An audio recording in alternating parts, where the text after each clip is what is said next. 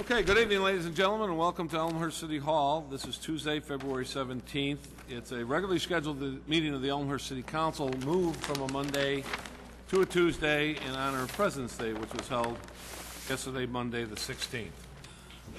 I would ask the clerk to please call the roll to establish quorum. Regan.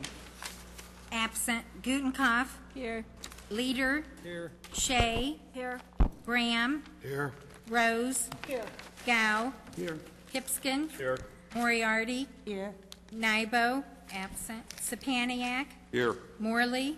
Here. Lumnicki. Here. Mulliner. Here. 12 present and 2 absent. 12 present, 2 absent. We do have a quorum. Okay, very good. As always, we lead off with the Pledge of Allegiance. I see a Cub Scout pack in the room this evening. Would someone from the pack please maybe go over to this microphone on my right, your left, and tell us, introduce us to the group. Tell us who's here this evening, what brings you to Elmhurst City Hall, and then we'll hear the young men's rendition of the Pledge of Allegiance. By the way, guys, the flag is over here, so when we get to that, you want to face this way, right? Okay, please. Hello, Mr. Mayor. Thank you for allowing us to be here tonight at the City Council meeting. Tonight we have Den 9 from PAC 417 in Elmhurst. We go to Conrad Fisher School, and we also go to St. Charles Borromeo in Bensonville. The boys are here tonight to they're working on their final step of their citizen badge, which after we complete this tonight, every one of these boys will be a Weeblo Scout. So if you will join us in saying the Pledge of Allegiance. Great, very good. Please all rise for the Pledge of Allegiance. I pledge allegiance to the flag of the United States of America and to the republic for which it stands, one nation, under God, indivisible, with liberty and justice for all. Well, very good. It's a wonderful thing to have the pack here from Conrad Fisher. It's a great experience, I think, to attend a public meeting of any kind, whether it's a school board meeting or a park board meeting, or hopefully someday they'll be able to get down to the state legislature and see that from the gallery down there. It's a very interesting thing, very informative, and when they're of the appropriate age, I'm sure that many of their parents will want them to have that experience as well. So we welcome you here, and please know that you don't have to stay for the duration of the evening. I have to stay for the duration of the evening, but you guys do not. So I'm sure you have other things you need to do, get to homework, and et cetera. So at any time, you're welcome to leave. But thank you very much for being here. So, okay, very good. We then move on to receipt of written communications and petitions from the public. Does anyone have a written communication or petition that they'd like to hand in? Yes, sir. The end of that sentence is to the city clerk for subsequent handout to the Elmhurst City Council. You have such a document? All right, very good. Usually, is it a petition, an actual petition? Okay, very good. Well, then just go ahead and hand that in to the clerk. And the reason why I asked the gentleman if it was a petition was that if it's a petition, we let folks read the petition from the microphone, but not that. The clerk is right here. Mr. Mayor, may I have a moment to summarize what I'm handing, please? Well, you can do that under the 3 minutes of public comment. Okay. Anyone else? Any other documents? Petitions or anything of that nature? Okay, seeing none.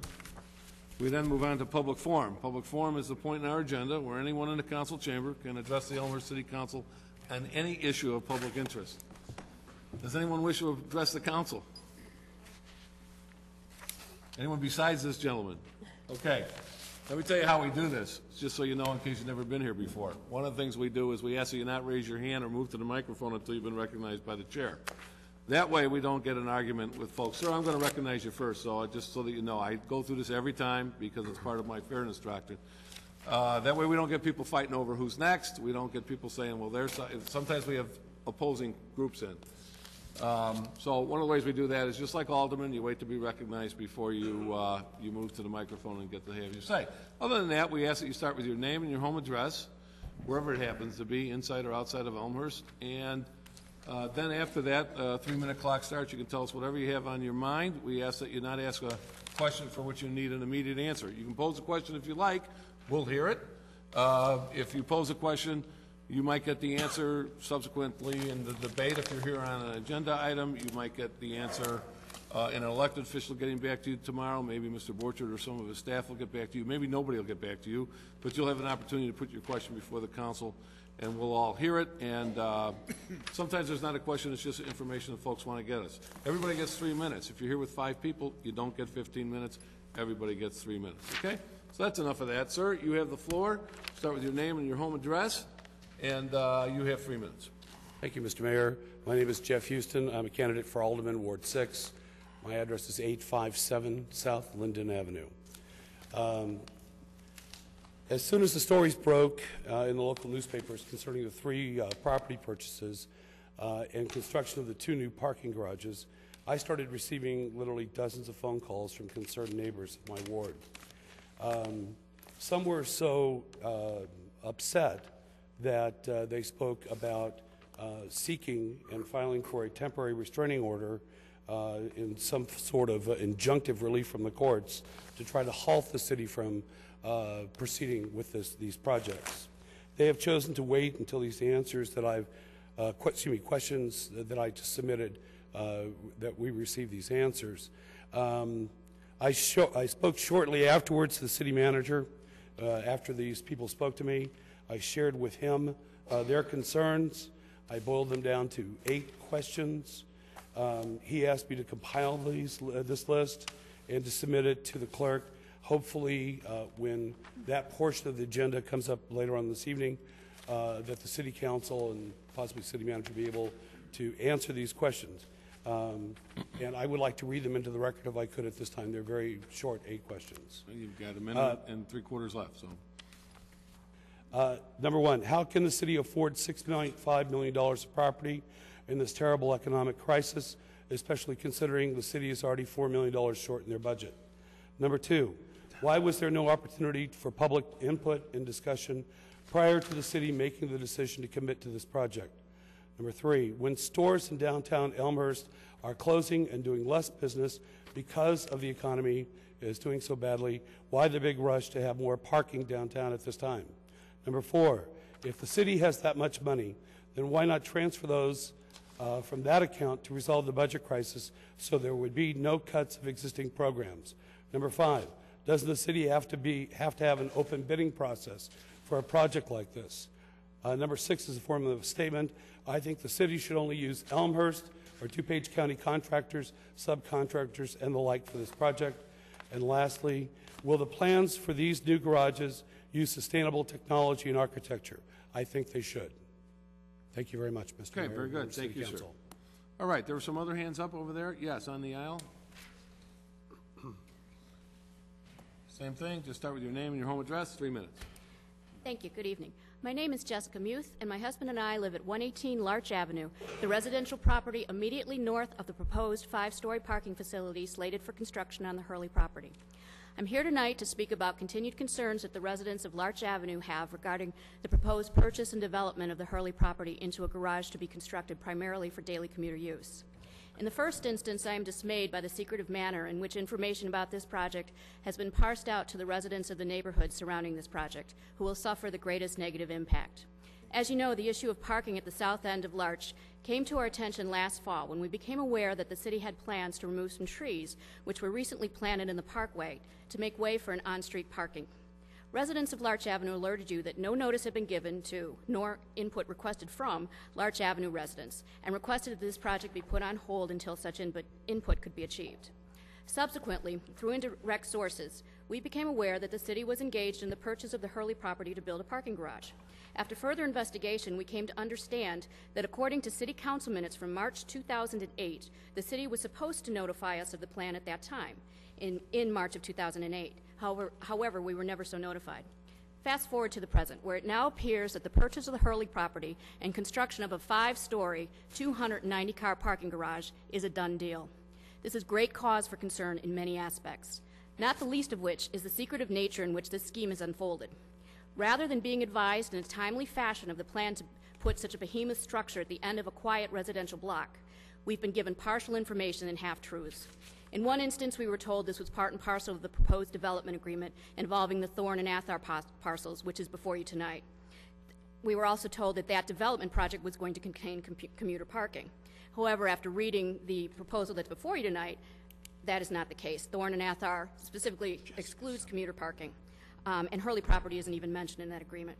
This conflicting information has caused great concern among your neighbors at Larch Avenue, in that it appears that merely lip service is being given to open communication with the residents who will be immediately and negatively impacted by construction of this parking structure.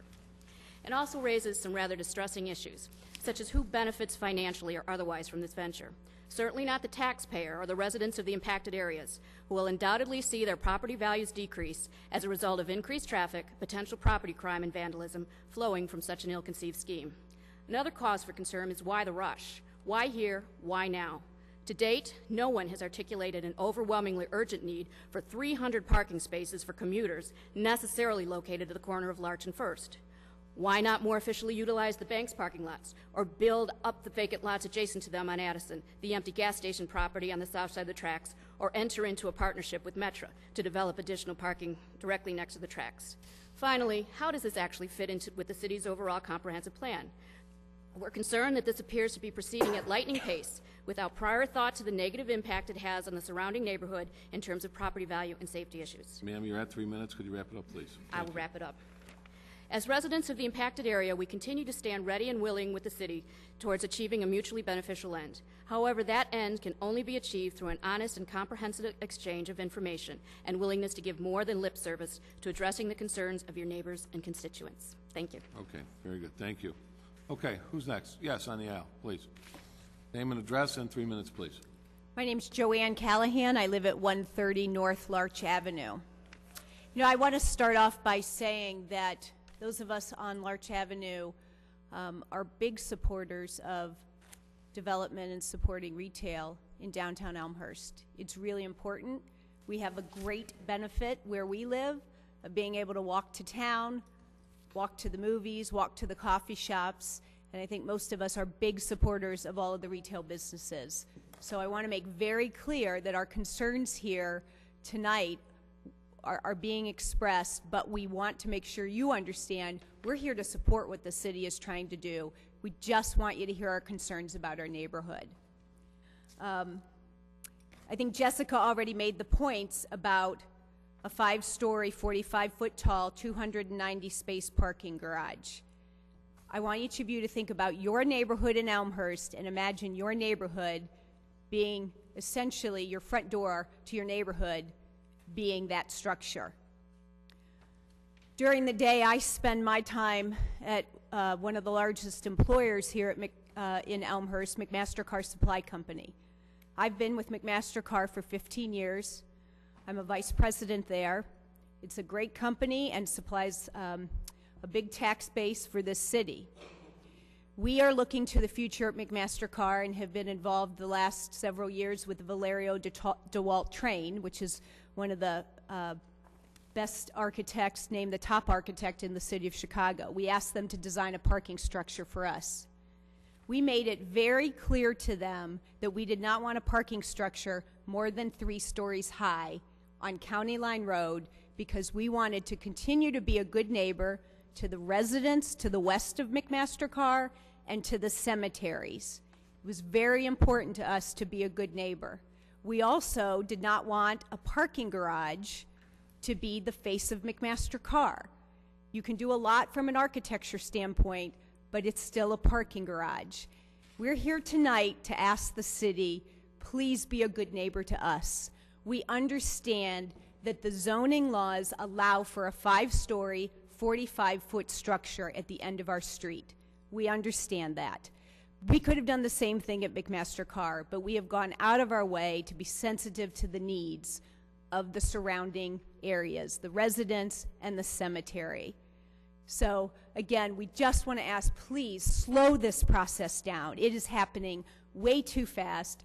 Those of us in the neighborhood, many of us have full-time jobs, we have families, and we feel like we have had to drop things with very little notice to rally. We met last night. We have met so many times since November because this process is just happening so fast, and we feel like we've got to slow this process down so that you can hear our concerns. And we really appreciate Tom has taken the time to meet with us, but we've really got to slow this down. We want to have a chance to talk to all of you. What's the rush? Thank you. Okay, very good, thank you. Anyone else? Anyone? Yes, sir, on the aisle. My name is Kevin Quast.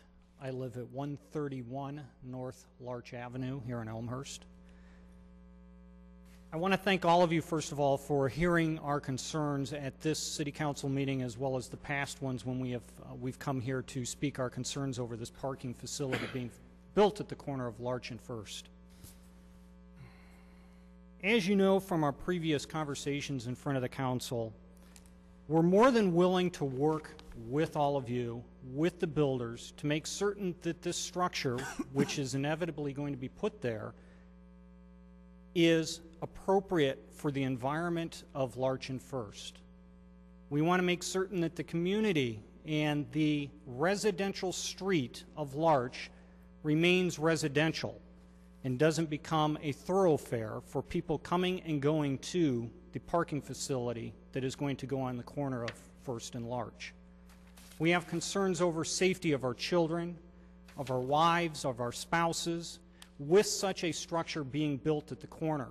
45 feet tall, 290 parking spaces. There's a lot of concern over the location, over vagrancy, over safety, of the issues of having such a structure there.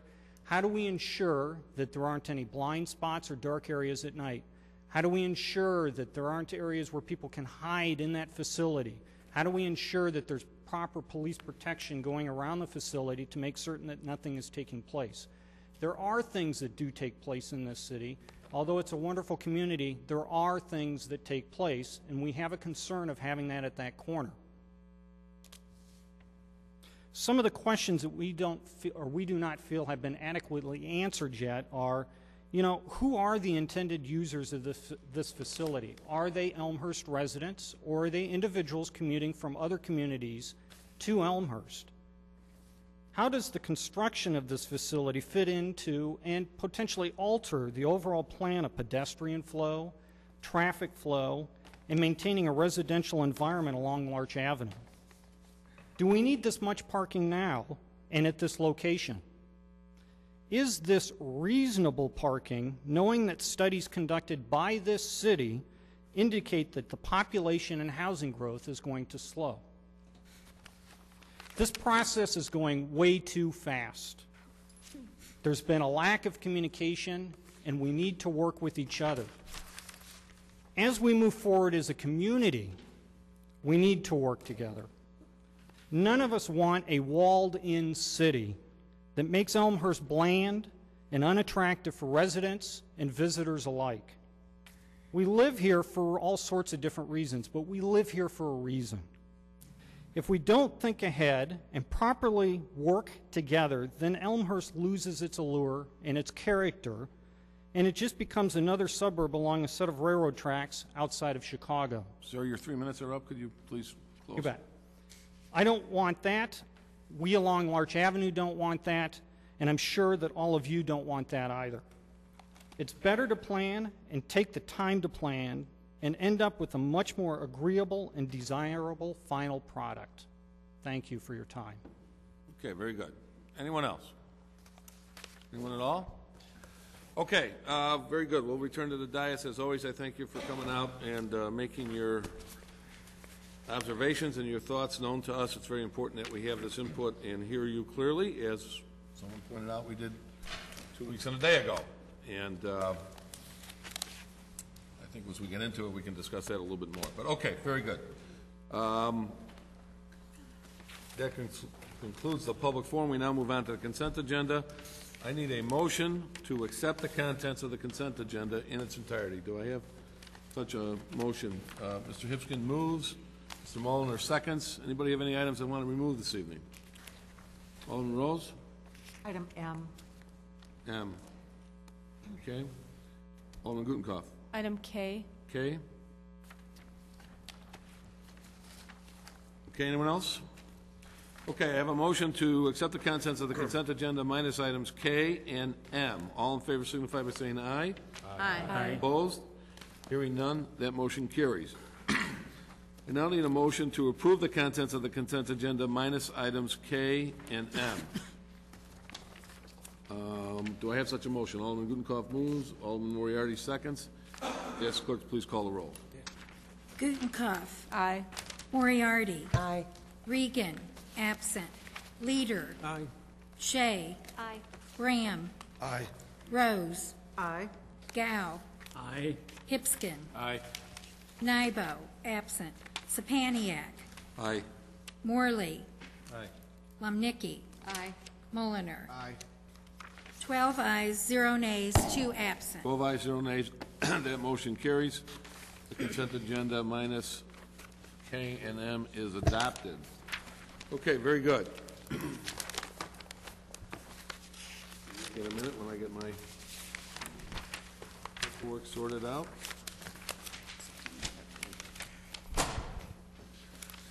Okay, we now return to the removed items. We take them in alphabetical order. The first one is a report out of the Public Affairs and Safety Committee. I would ask the city clerk to please read the recommendation paragraph thereof. It is therefore the recommendation of the Public Affairs and Safety Committee that the City Council approve generally the proposed wireless radio alarm network, and furthermore, that steps be taken as appropriate to bring the above timeline of committee and council review and approval forward as necessary. Respectfully submitted, Public Affairs and Safety Committee, signed by Mark A. Mulliner, Chairman, Michael Bram, Vice Chairman, and Chris Nybo. Okay, very good. Mr. Mullin, your committee, I look to you for a motion, sir. I move acceptance of the report as presented. Okay, and Mr. Bram, a second. Thank you. All right, Mr. Mulliner, why don't you tell us what this is all about, and then we'll go to Alderman Gutenkopf for a question. Yeah, briefly, this is something that was brought to us by the fire chief. Over the years, when businesses have been put into town and school districts, et cetera, have all gone into the town, when they have their connection into the system, into our 911 system, what they do is they actually connect to a hardwire connection, a phone system, and that system has been deteriorating over the years, and there's been a significant increase in the number of false alarms. Wireless technology has become increasingly used in communities. It's also been much more reliable than the phone system that's in place right now. So what the fire department came to us and proposed was changing out over this next year all of the hardwired systems to a wireless system. This does a number of things for us. Number one is provides better reliability, significantly less false alarms. It creates a network that has more than one path going back to the main dispatch board, as well as providing an opportunity for all of these vendors, the businesses in town, to have a reduced rate. The amount that it'll cost the end user would be less than they're paying currently when you combine the cost of connecting and the cost of the phone system. So if there's any questions, we'll try to address them. Okay, very good. Alderman Gutenkopf, you remove this, your question, comment, or issue? Thank you, Mr. Mayor. Now, as I understand from the report, this system is going to cost us almost $1 million in this coming fiscal year, something in the fiscal year capital budget that we are getting ready to approve. But we, even though we're going to be charging subscribers to hook up to this, we're not going to realize that $950,000 back until into the 6th year after this has been installed, and that's assuming that 500 subscribers connect to this system. So my concern is that in a year that we're facing some serious budgetary constraints, we're cutting existing programs like tree replanting. We're looking at restructuring the way that we help residents drain their backyards and rebuild the sidewalks in front of their houses, that we want to spend nearly $1 million to implement a system that perhaps could wait. And I can't see supporting this kind of expenditure in a year that we're looking to cut other kinds of projects that we've had in place for many years, I find that an ethical dilemma, if you will, that we've supported certain programs that were acting only to implement a new program in a year when our budget is so tight. So I'm extremely concerned about this. I want to know, I guess my questions concern how can we guarantee that we'll get 500 radio alarms hooking up to our system? I understand that there's an independent vendor that's doing this already. How can we guarantee we're going to get 500? My concern is the pace at which we're requiring everyone in the city to switch over to this. As I understand it, we're going to want everyone to be hooked up to the entire system by August 1st of this year. Is that enough time to allow the businesses to get onto the system? I don't see any numbers here for the amount of false alarms that we're getting that is directly connected to faulty existing systems versus other kinds of failures that would cause false alarms. So I'm having a lot of trouble supporting this year. Okay, a lot of questions there. Mr. Mulliner, are you? Yeah, I think I can enlighten you on some of them. We may also ask the fire chief to join us in a minute with some of the questions. Okay. To begin with, the $950,000, there is a payback over a 5-year period with a finance charge of 4.25%. It's coming out of our capital fund, not our operating fund, which is an important piece of this puzzle that we have to keep in mind. It's a different fund than we normally use. The 500 subscribers is a number that is what we currently have subscribed to our system, our existing system. Yes, there is a company out there that is installing a system that is identical, or if not identical, similar to this system. However, that system relies on the call going to their headquarters. I use ADT as the example because they're the ones that we know of. They're going to their headquarters and then a call coming to our 911 system. In our code, we require that they hard connect to our system, not to a third-party vendor. So they need to come back to our system. So the 500 or approximately 500 that are out there will be coming back to our system. As far as the timeline, the fire chief feels very confident that this is a timeline that is doable. We feel that he is a professional and knows what he's doing. He's researched this very carefully with his team. They've looked at how long they think it'll take to do this. There are a number of the businesses out there that have already started to make some of these transitions to this radio system because it is significantly cheaper for them. Those businesses we will go to and we'll buy the radios back and recode those radios so that they'll work with our system, and that will take care of that problem. The payback will be over a 5-year period because we figured that we could not expect them to pay it back all in 1 year. That wouldn't be fair to the businesses. We do know that this system is much more reliable than the old phone wire system. I don't know if you've worked in a business where you have phone wire systems. I used to work for the school district. We got false alarms all the time. Could I tell you how often? No, I can't tell you how often, but I can tell you that 90% of those false alarms were because of phone company faulty equipment. Most of those occurred when it was raining outside because the phone wires got wet at some point and they had to be fixed, and when it dried up, by the time the phone company got around to taking a look at them, they were dry and they couldn't find the problem. Then it happened again when they got wet. Typically, that's what occurs today as well with most of these other businesses. When the phone wires get wet, they tend to send off a signal which goes back to the fire department, and then they have to respond. And now they're waiting for the phone company and the businesses to come out and solve the problem. As far as the exact number of those false alarms, I would have to defer to the fire chief to help us out with that number. All right, very good.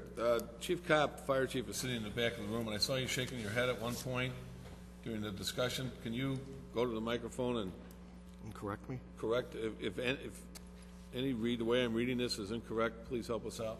The one thing is it's 6 months from August 1st. We're hoping to have everybody hooked up. We're saying as of August 1st, you have 6 months to make that change.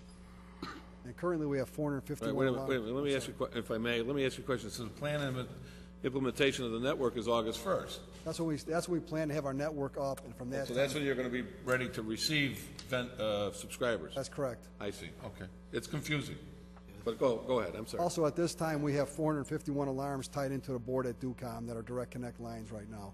We're using the number as 500 because there's constantly, every time a system is upgraded or a new business moves in, they get a new system, they're required by ordinance to direct connect to DUCOM. And so we're using 500 as a number. And as the other thing is, if we don't get the 500, we're only going to use as much money as we need to put the alarms that are going to be put in.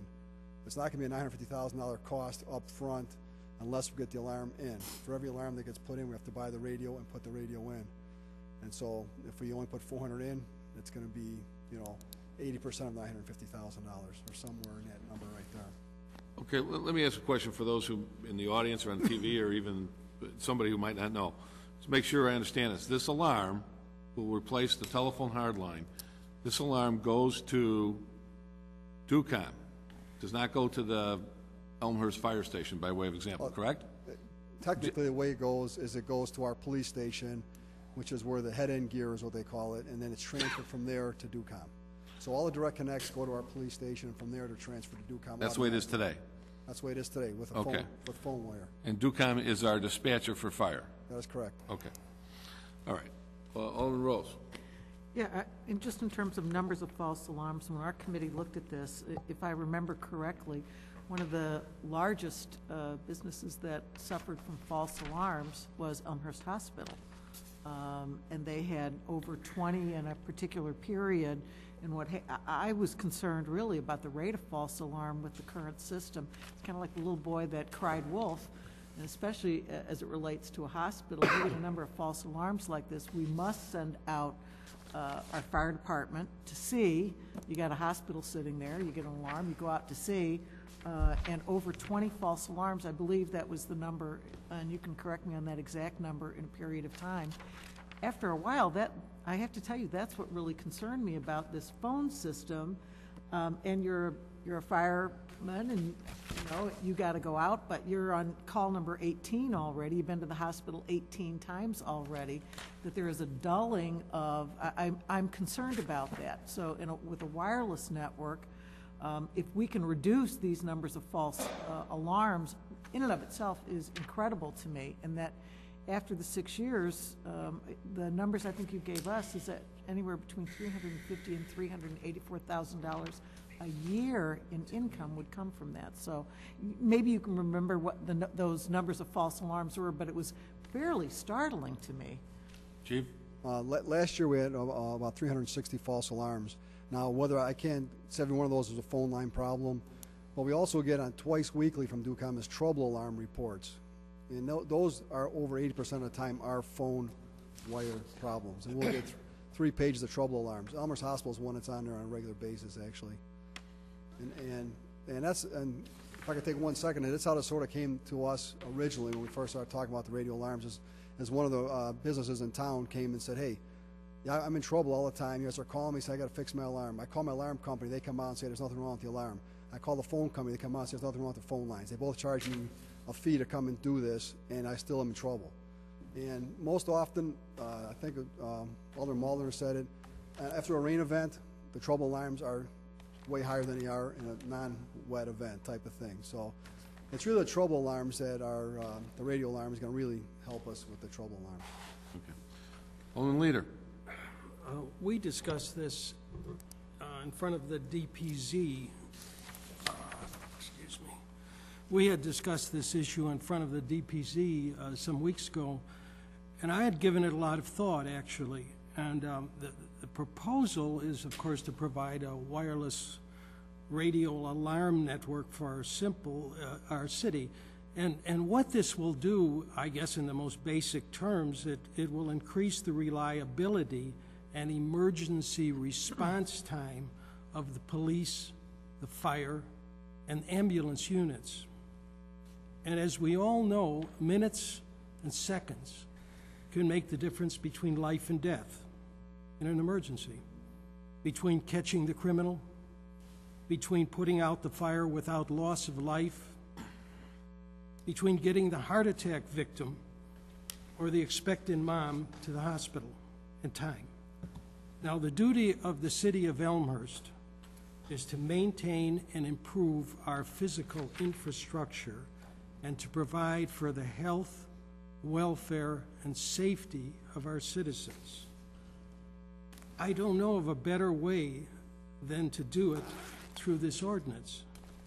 Now, I know these are difficult times for Elmhurst, because Elmhurst, like virtually every town in the United States, is being battered by great economic forces beyond our control. We are facing the necessity of cutting $4 million from our yearly operating budget. But this project would not be funded by the operating budget, the yearly operating budget, but from the capital expenditure budget, which is for long-term projects with a lifespan of 10 years. Further, this proposal has significant revenue-producing potential in that access to the network would be leased to other smaller communities who would be eager to take advantage of this state-of-the-art technology, but do not have the funds to install their own system. This project will not only save lives and property, but in the longer term, it will be financially self-sufficient. Now, we must be prudent and sensible in spending the taxpayers' money. And when the time comes to cut spending, I will strap on my rubber apron, and with a meat cleaver in one hand and a scalpel in the other, I will slash away with the best of them. But never, never, never at the expense of police and fire protection, and certainly never, never at the expense of the health, welfare, and safety of the citizens of Elmhurst. Thank you. Thank you, Mr. Mayor. Alderman Moriarty? I'd like to direct my question directly to the chief here. I'm not questioning the viability of this project. It does seem that it would, certainly simplify a lot of the errors that we have in communicating with the other businesses around Elmhurst. But is it really that essential to have it implemented this year?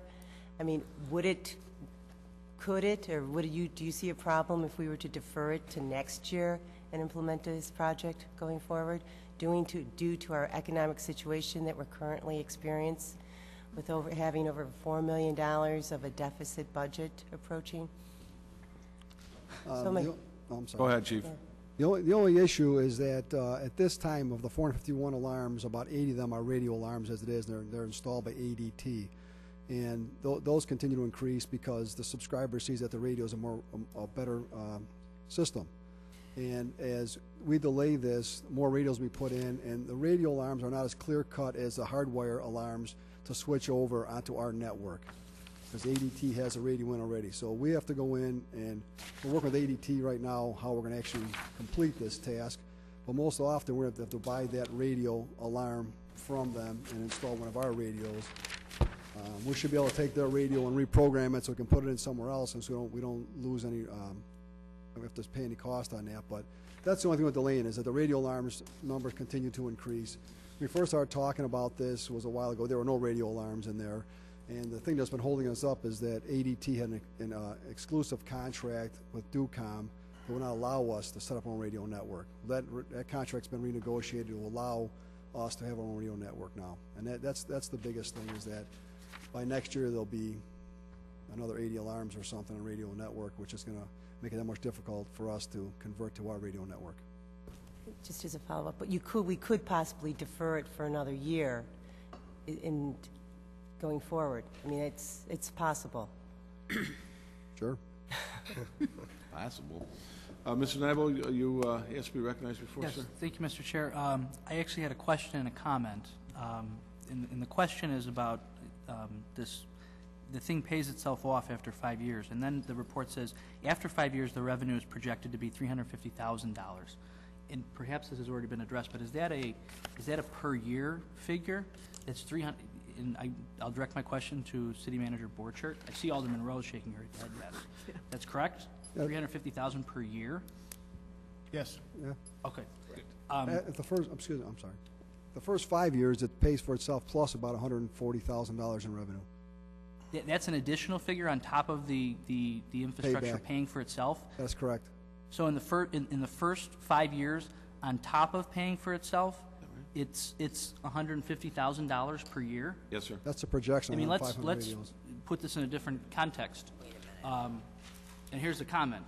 You know, if I had $950,000 to invest, and I was looking for an asset to put it into, an asset that would generate a return of $146,000 per year over the next 5 years, and then $350,000 after that, I don't think you could find a better investment option out there. So in terms of not harming our capital fund in replenishing our revenue sources, this seems like a wonderful idea. It would almost be fiscal mismanagement not to approve this. So I agree with Alderman Leader. I agree with the report. I signed the report originally. I think it's a great idea. You know, it's spending money up front, but the rate of return over the next 5 years and well beyond is quite significant. I don't see how we could say this is financially irresponsible. Okay, very good. Alderman Lumnicki? Thank you. I guess I'm going to talk on the other side of the table of that, where this is a financially possibly good move for the city. You're basically implementing with no choice to these 500 vendors of where they can now get their wireless radio activity through the fire and safety of their own businesses. We're somewhat, I think, monopolizing the situation. Though we can make money off of this, and yes, in 5 years it can pay for itself, you're basically, I think, forcing vendors to no longer have a choice of where they supply or get their wireless. And if it is not wireless, those who've already paid for possibly upgrades to their system as it is, or those who've already moved into this town and started a business and put the money forward to get their systems up and running, and now have to go back in and redo their systems at a cost which I would believe would be to the vendor. So we're putting a lot of costs on the businesses now who somewhat are having some difficulties trying to keep their doors open. I'd like to get some more information on actual numbers of what the cost would be to the vendor, on what this could cost them in the long run on a monthly or quarterly basis, if that's how they would be paying their bills to the city, what the installation charges would be for them. I am a proponent of not having these false alarms going off, and I do feel that's a great idea to stop wasting the time of the fire department going out on these false alarms. However, the documentation you have, it seems like a lot of it seems to be the Elmhurst Hospital. I'm not sure how many actual businesses in town have had a lot of false alarms, and I'm not saying they don't happen, but my concern is more on the aspect of the timeline that we're giving them. Basically, from what I understand, it sounds like by January of 2010, which is 6 months after August 1st, you pretty much have to be up and running as a vendor with this wireless system. So it's giving them less than a year to comply, and I would like to see some more hard costs on what these quarterly charges would be to these vendors and what the charges would be for them to upgrade their systems to get to this point. Thank you. Mr. Mueller, can you help us with some of this? Yeah, I can. I'll give it a shot. A couple of things on the installation or the cost. You're going to see some harder numbers come out in the near future, but what we're predicting right now is that it's going to be $84 a month for the cost of this system. That cost is actually the same price that if you were to purchase a wireless system right now from ADT, you would be experiencing that same cost, which is cheaper than what you're paying if you're doing it the hardwired system currently, because currently you're paying a cost to DUCOM, and then you're also paying a cost for the phone lines, which is a significant cost. The idea was that the installation and everything would be bundled into that $84, if I remember right. And basically it would be over a 5-year period that payback would take place. Am I saying that right, Chief? That's correct. Also, the alarm system, if you have an alarm system installed right now, there's no change to your alarm system at all. The radio just goes, right now you have a little box that directs connect, hardwire. That little box gets switched with a radio alarm at no cost to the subscriber as proposed. Now, let's go through the Public Affairs and Safety Committee for more hard numbers and stuff like that as time goes on. But the way it's set up right now, we're not forcing, I guess, people direct connect right now. Our ordinance as it stands requires subscribers that are new to the system or make significant modifications to their system to direct connect. And all we're saying now is if you're direct connect, you have to go to a radio alarm. Our ordinance also allows, if you would wish as a subscriber, to also tie into a central station. Not required, but you're allowed to tie into a central station also, which you can go to any alarm company or any monitoring company you wish, but you also have to be direct connected to our system. One other comment, and then we'll let somebody else comment, but I just want to make sure that it's really clear. One of the things that was stated before was that approximately $150,000 a year, $146,000 a year will be coming into the city during the first 5 years during the payback, and $350,000 years after that.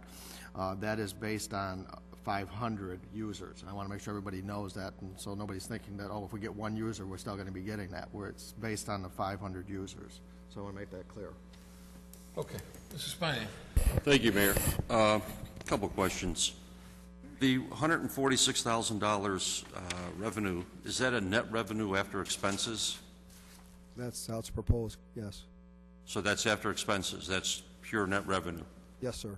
And based on what you said earlier about the number of false alarms that occur on a yearly basis, is there a cost savings also that should be rolled into this amount to basically either increase that net revenue, or is it part of that net revenue? You know, the savings that you would not, based on the expenses that you would not have to incur by going out on false alarms? I guess that's not quantified in that number. No, it's not. I don't know. I mean, it'd be less runs, which means less fuel, less wear on the trucks. I mean, I don't know how I'd quantify that number. Okay, so we don't know what the cost would be on a false alarm for the fire department. That's correct. I mean, I guess we could say we have this many calls per year divided by our budget and say that's what per call basis is. Okay, thank you. All right. Very good. Alderman Muller. I just, as one closing comment, probably to me, I mean, I understand that we have the budget issues that are in front of us. I believe that this has got a good payback. I agree with Chris that this has got a phenomenal payback, and people in the private industry would like to get this type of payback. But the more important thing to me goes back to what Norm said earlier, and that is the fact that these false alarms. If the fire department has to go respond to a false alarm and at the same time there's a real alarm going off at another site, it makes it difficult to cover both sites at the same time. And it's more important in my mind to build an infrastructure that's going to be very stable and is going to provide us with the best information to get our public safety people to the place that they need to be on time as fast as possible. And I think that's what this does for us. I think this gives us that opportunity to make sure that those public safety people are where they need to be when they need to be there. Mr. Hipskin?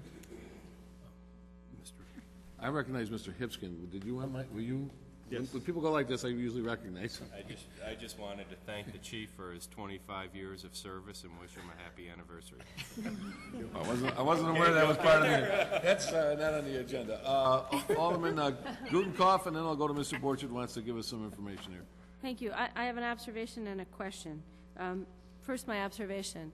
We keep talking about earning $146,000 per year after expenses. I just want to clarify that it's still going to take us into year 6 to pay back the $950,000 that we're going to outlay in this coming fiscal year.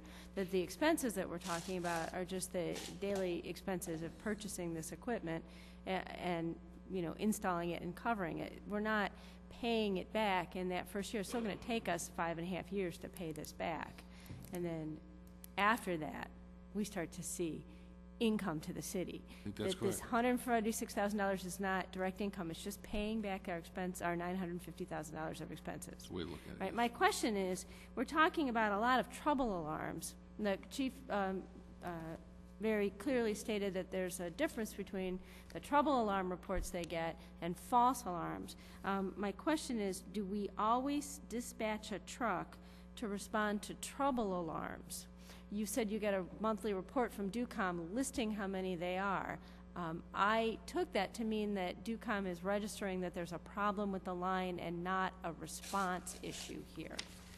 Is that it? That's close to accurate. It depends on how the trouble alarm comes in.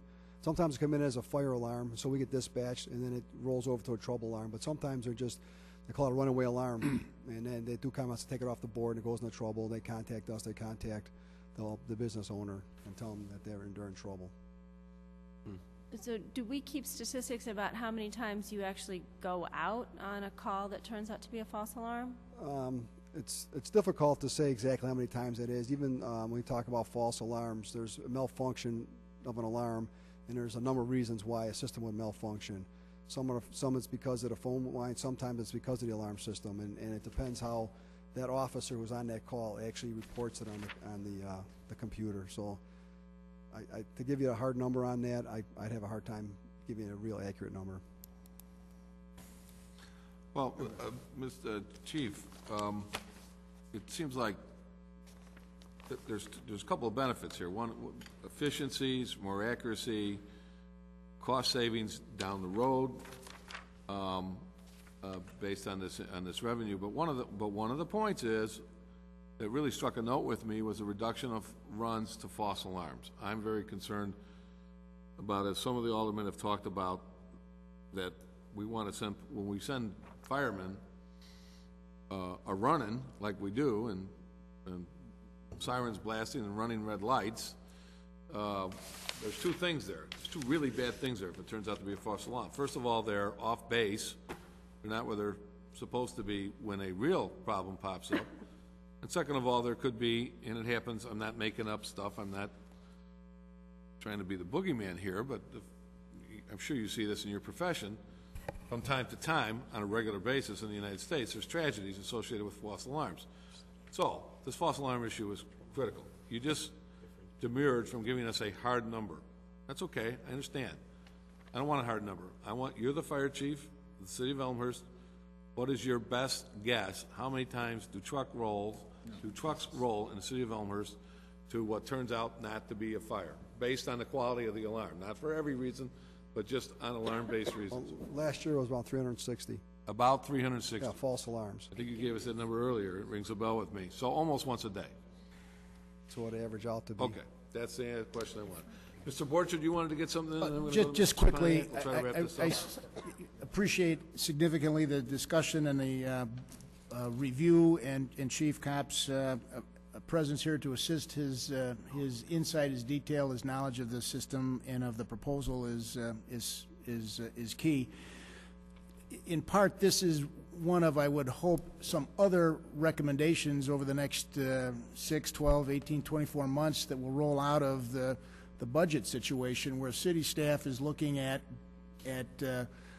leading edge opportunities to change the way things were done yesterday going forward tomorrow in a better fashion that provides a higher service to both the community's users of the service and to the service providers, and in this particular case, more cost effective for the community that's providing the service and paying for the service, and also in a fashion to provide a return and a bit of a modest profit center, which is allowed and tolerated. It's a significant change. I think the questions are appropriate. I want to thank the chief and his staff for bringing this forward. It's creative, it's leading edge, and it's I think what we need to do to work through where we're at in local government service and in balancing budgets.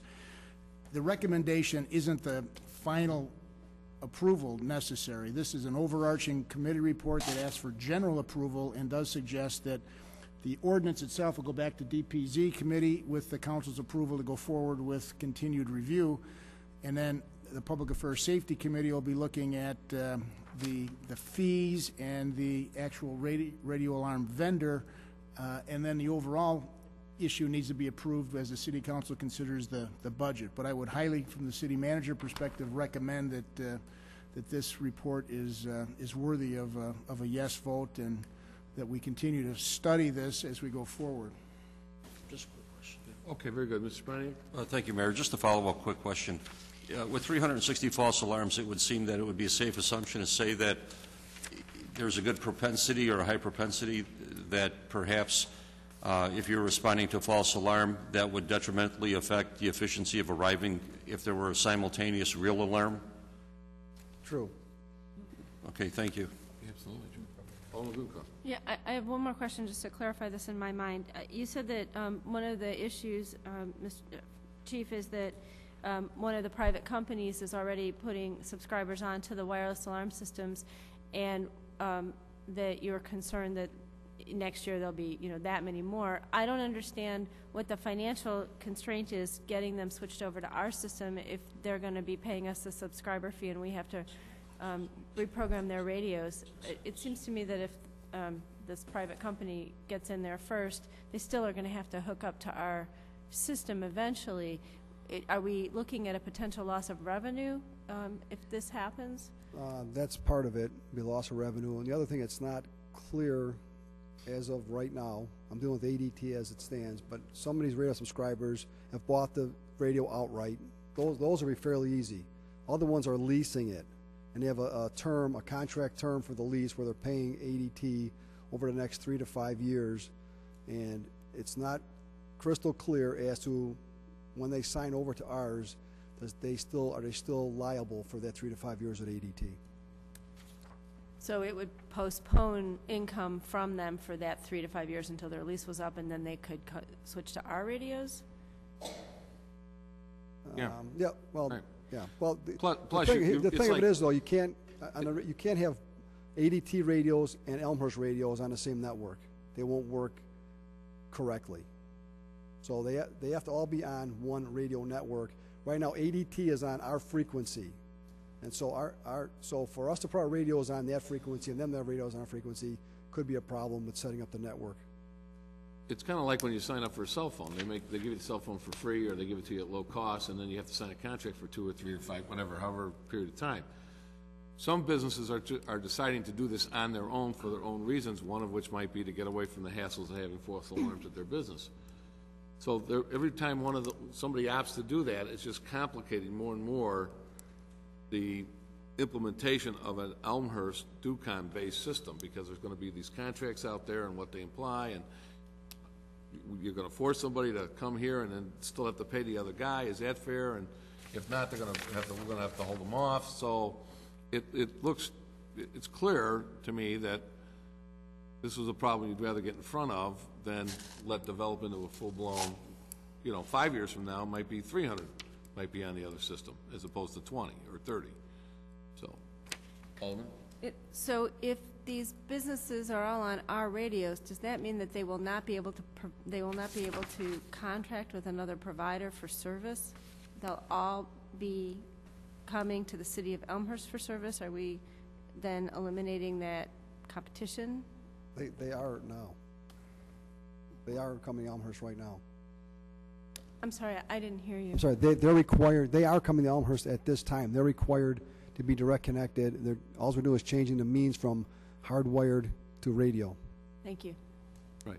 They're already, somebody said earlier in the discussion that we were requiring people to do something. And was that fair? And the answer was, we're already requiring them to do something, we're just changing what they do. And some of them are opting for a private service because it's a service that we don't provide now. They want this service, we don't provide it, they're going to the private marketplace. Clearly, if you have well, I shouldn't say clearly. I think you can build an argument that if I have Tom's gas station and I want to put in one of these alarms, I'd rather have it go directly to the fire dispatcher in the most direct way possible than go to a private business and then have it relayed, which is a delay. You ever see that thing on TV where they say, "Oh, Mrs. Johnson, don't worry, we're sending help"? Well, wouldn't it be better if the person on the other end of that line was already the dispatcher as opposed to some guy sitting in a room with a corporate ID shirt on, that now I'm going to call the police or the fire? I think that's basically the concept there. But so it is a change, but there are, I believe, some cogent reasons to go ahead and do it. Alderman Lubnicki. Thank you. As we move forward on this, and I appreciate all the information because it's definitely helping me make a decision on this, I would like to see two things happen, and there are some stages, as Mr. Borchert said, that we still have to go through on this. Obviously, I want to make sure that we keep all of our, let's call them suppliers, these 500 people, very informed on the process, on what would take place, how it would take place. My only concern is, too, if some of them are locked into contracts already, which could exceed past this January of 2010, or January of 2010, I'm concerned with what happens to them with these contracts. Are they going to be forced to buy out their contracts with their other supplier and pay those fees to then turn themselves over? So there's some questions I have as we work through this process that I think we need to be sensitive to the vendors that we're going to ask to switch over to us, and in the meantime make sure that they're made completely aware of what their costs are And if some of them have purchased some contracts, it could take them well into a year or two from now. They may have to be forced to buy out those contracts, and at what cost would that incur to them? Because now we're going to make this something that they have to do. So I appreciate that sensitivity to our vendors and try to work with them as much as we can. Thank you. Okay, very good. Okay, seeing no other question or comments, I'd ask the clerk to please call the roll on the motion before us. Mulliner. Aye. Graham. Aye. Regan. Gutenkopf. Aye. Leader. Aye. Shea. Aye. Rose. Aye. Gow. Aye. Hipskin. Aye. Moriarty. Aye. Nybo. Aye. Sapaniak. Aye. Morley. Aye. Lomnicki. Aye.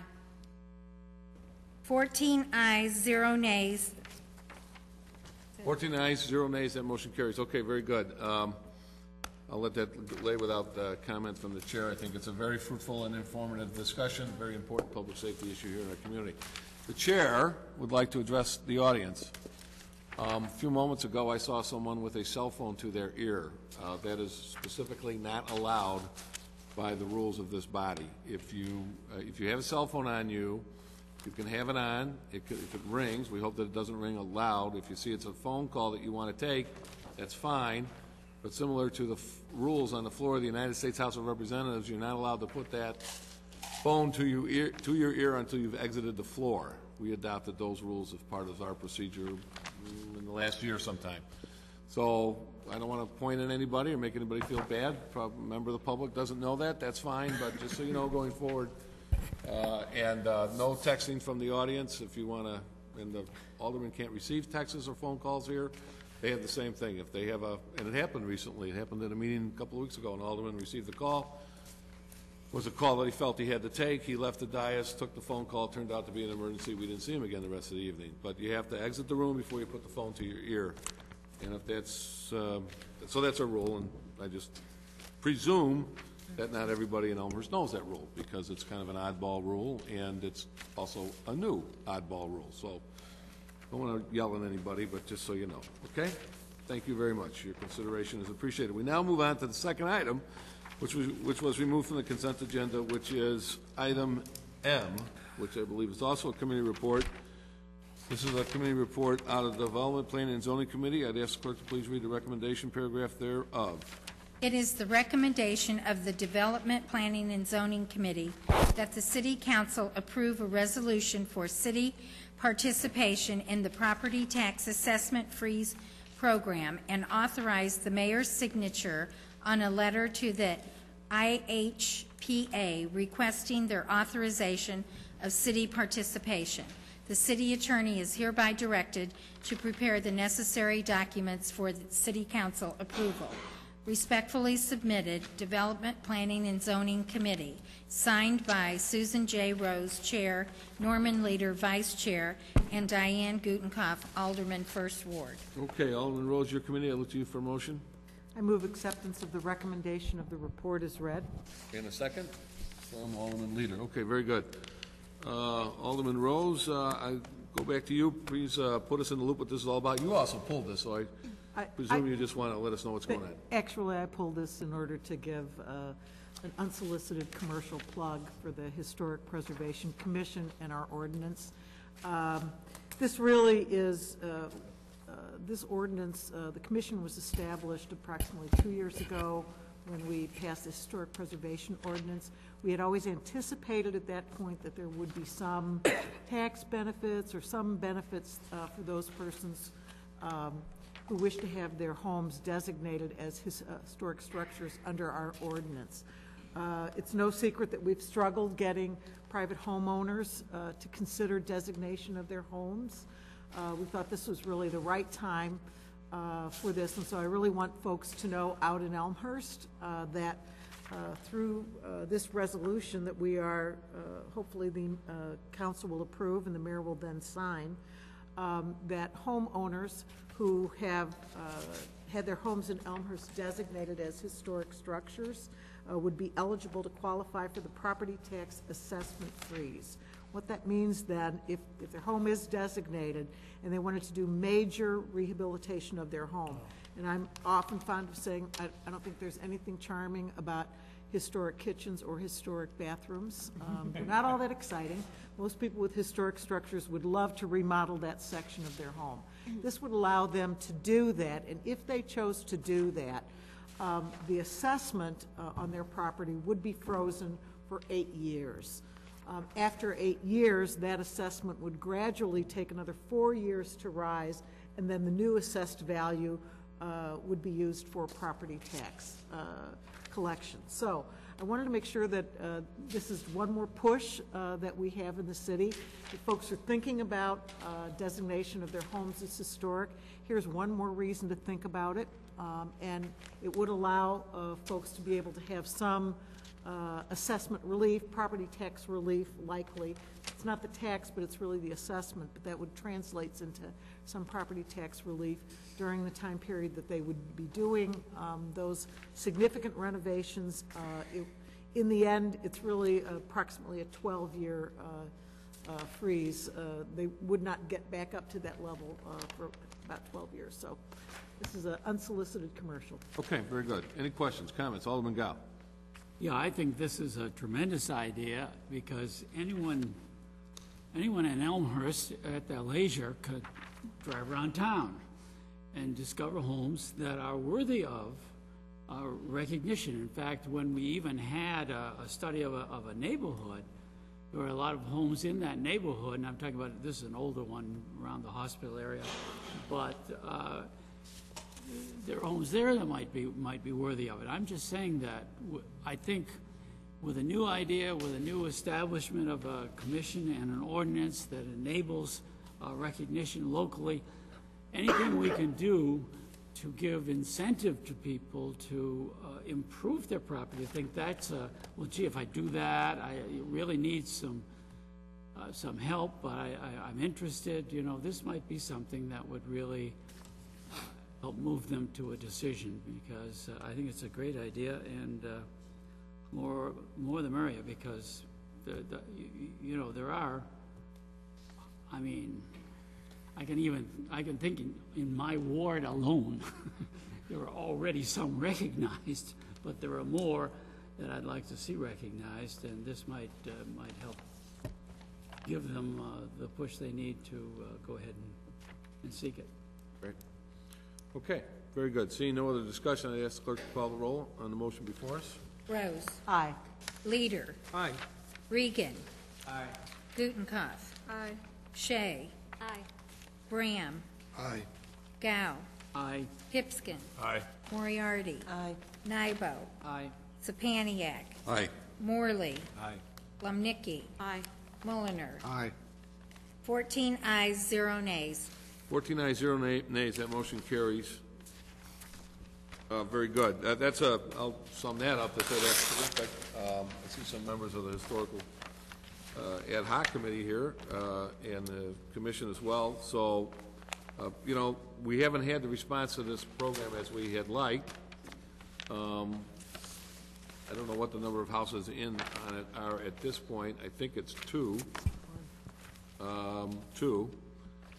But maybe this will, as Alderman Gao just pointed out accurately, another reason to get involved. And we'd like to see that number grow, but we have to give folks a reason to do it. So, very, very good. Step in the right direction. Okay. We now move on to item 7 after the consent agenda is reports and recommendations of appointed and elected officials. You see on our agenda that Kathleen Gusloff is with us this evening from the Youth Commission. Mr. Borchert, do you want to introduce this report?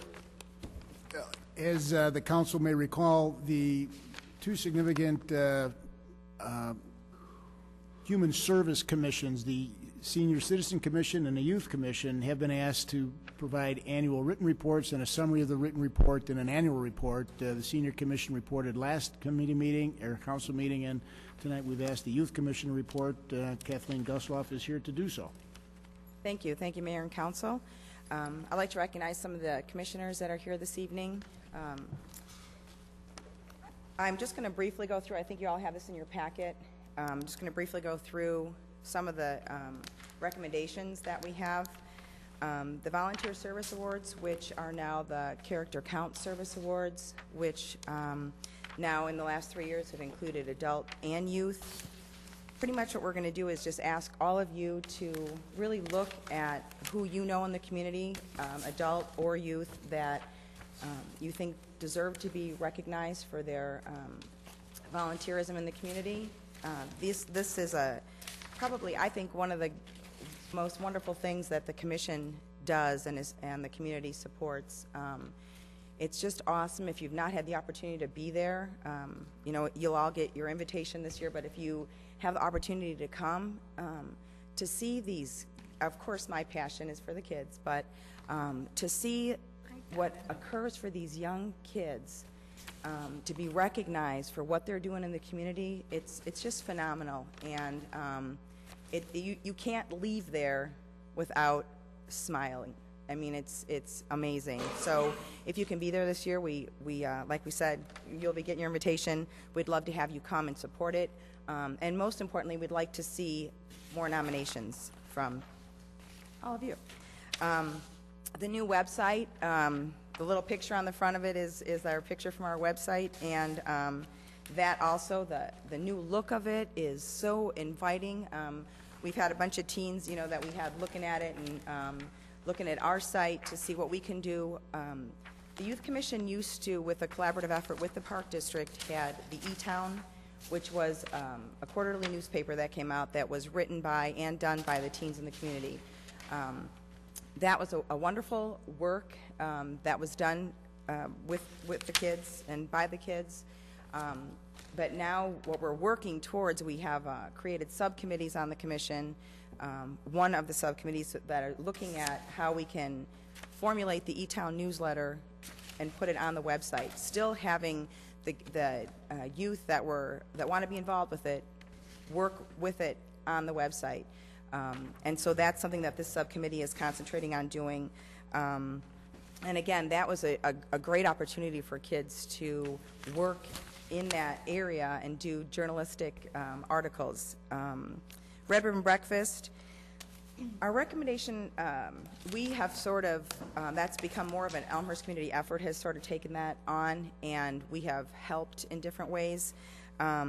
But our recommendation is that we have more involvement during the week that connects the youth more directly to Red Ribbon Week. I sound like Elma Fudd. But and we've also helped in the last couple of years sponsor the social workers in the community, have done a parent speaker. This year was Mary Jo Barrett. But we're thinking that maybe an idea for that would be to have that speaker during Red Ribbon Week. The Youth Mentoring Program, we currently have about 50 mentors in the program. The Youth Commission doesn't any longer have control or work with this. We developed it and now sent it on. It's its own board, its own governing body, and it's another phenomenal program in our community. If we have some commissioners, some of you as well might be mentors to the students in the community. Our recommendation for this is that as a community we look to investigate the potential of funding a part-time position because the mentor program coordinator, the administrative part of it is so, it takes a lot. It takes a lot to find and train the mentors, and we do have a greater need of students that could use this program, but because of the logistics of training and doing the administrative tasks, we do have somebody right now that is working with the program that helps to do some of that, but is doing it as a volunteer. And we're just recommending that District 205, maybe we kind of look into seeing how that could perhaps, I know it's difficult economic times, but again, these youth hopefully are our future.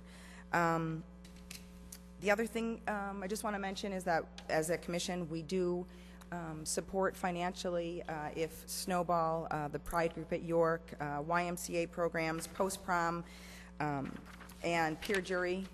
We've done a number of different things in helping support them with different programs that they're doing.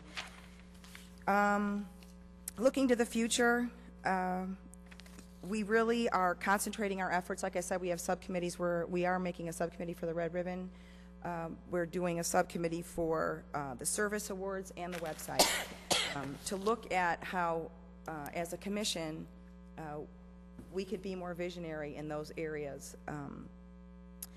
The other thing is continued training and dialogue regarding the substance abuse and alcohol abuse in our community. We're looking at ways not only for teens but parent education as well. And again, like I said, we don't usually do the programming, but kind of see ourselves as a visionary board as to looking at what we think the community needs and what the youth needs and are present in our community, and then working to establish things and pass them on to an organization or group that will take that on. And just, again, looking towards the future, it's our hope that as a council, I know that there's representatives that oversee the Youth Commission. We just invite any aldermen that are interested in what's going on with the commission. We kind of think it would be great to have a representative, maybe not at every meeting, but at some of our meetings, so that there is that seamless communication that's occurring. And we kind of really are looking at what really is important for the youth in our community as a whole entire community. So thank you very much. Well, thank you very much. On behalf of the entire City Council, we're going to have an opportunity for questions here in a second, but I want to thank you for the... How long have you been working in this? I think 10 years. Getting to be a while now, and I know it has been, and you accepted this responsibility for which you are paid zero. It's a perfect example of what makes Elmhurst a great town, is that we have people like this who are willing to donate extensive periods of time over decades to help the youth in our community. You heard Kathleen say, well, it's a wonderful program, but the youth are my passion, and I think that that's a really a laudable statement on your part, and something that I really applaud. Thanks. So thank you very much for your ongoing work. You've done a tremendous job with this, and as you mentioned here, if you followed everything you said, this is a dynamic effort to provide services and support to the youth of our community. It's not exactly what it was when we started out, when we, quote, reconstituted the Youth Commission. It's changed so much that to some, well, like the asset allocation document is pretty much the same, but just updated several times. But beyond that, we're doing things that we never really thought of, like character counts. Right. So I think that that's a great credit to you and the group, that you remain engaged. The clutch is in. You're paying attention. You're taking advantage of new programs that come along. You're seeding programs into other organizations. That speaks to high efficiency. So you're doing just a great job. And you're absolutely right. I mean, you know, it's a standard thing. You hear people say it all the time, but the reason why people say it is it's true. The youth are the future of this community. And I'm very, very proud of the young people of Elmhurst, really to a person. And they're a great bunch of young people, but they deserve our support, and we want to shepherd them through the high school days and on to hopefully college or their career. Not everybody has to go to college. There are wonderful careers out there that don't involve a college education. That's great. We want to know that we respect their decisions and support their decisions, and hope that they'll make a success of themselves and come back to Elmhurst and join us when we're all grandparents. I don't know if you'll ever be a grandparent, but I know I'm headed there pretty quick. So, can I just say one more thing that I almost forgot, please. And it would, Darren would, no. I know you may have all gotten these in your packets again. This was took a long time. We did this in 2000 and have just recently done it. Not knowing can cost you. State laws and city ordinances, every teen and guardian should know. If you have a teenager, you should have this in your cabinet, you should have it in your car, you should have it in your purse, or your man bag. But everybody, really, truly, we're looking at ways. We're looking to send it with oldest and only in the schools. We have them in the libraries. We have, I don't know how many copies. 5,000 did we get? 5,000 copies. This is really, truly, we worked with the police station and the school district.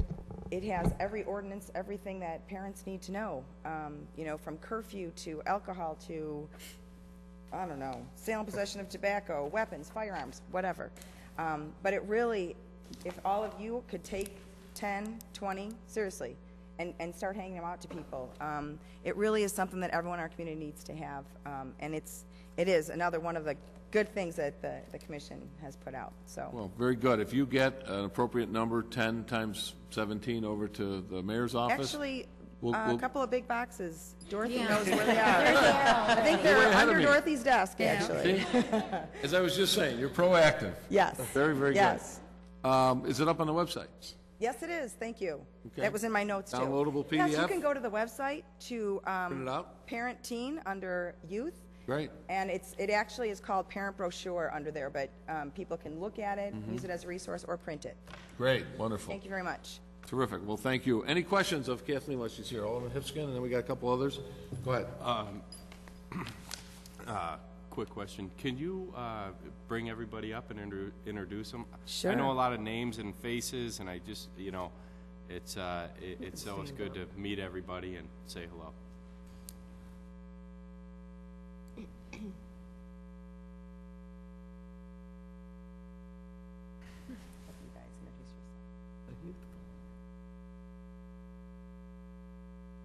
This is Cindy Solka. I always say her name wrong. Is that right? That's fine. And she's from the Park District. She serves as our chairperson.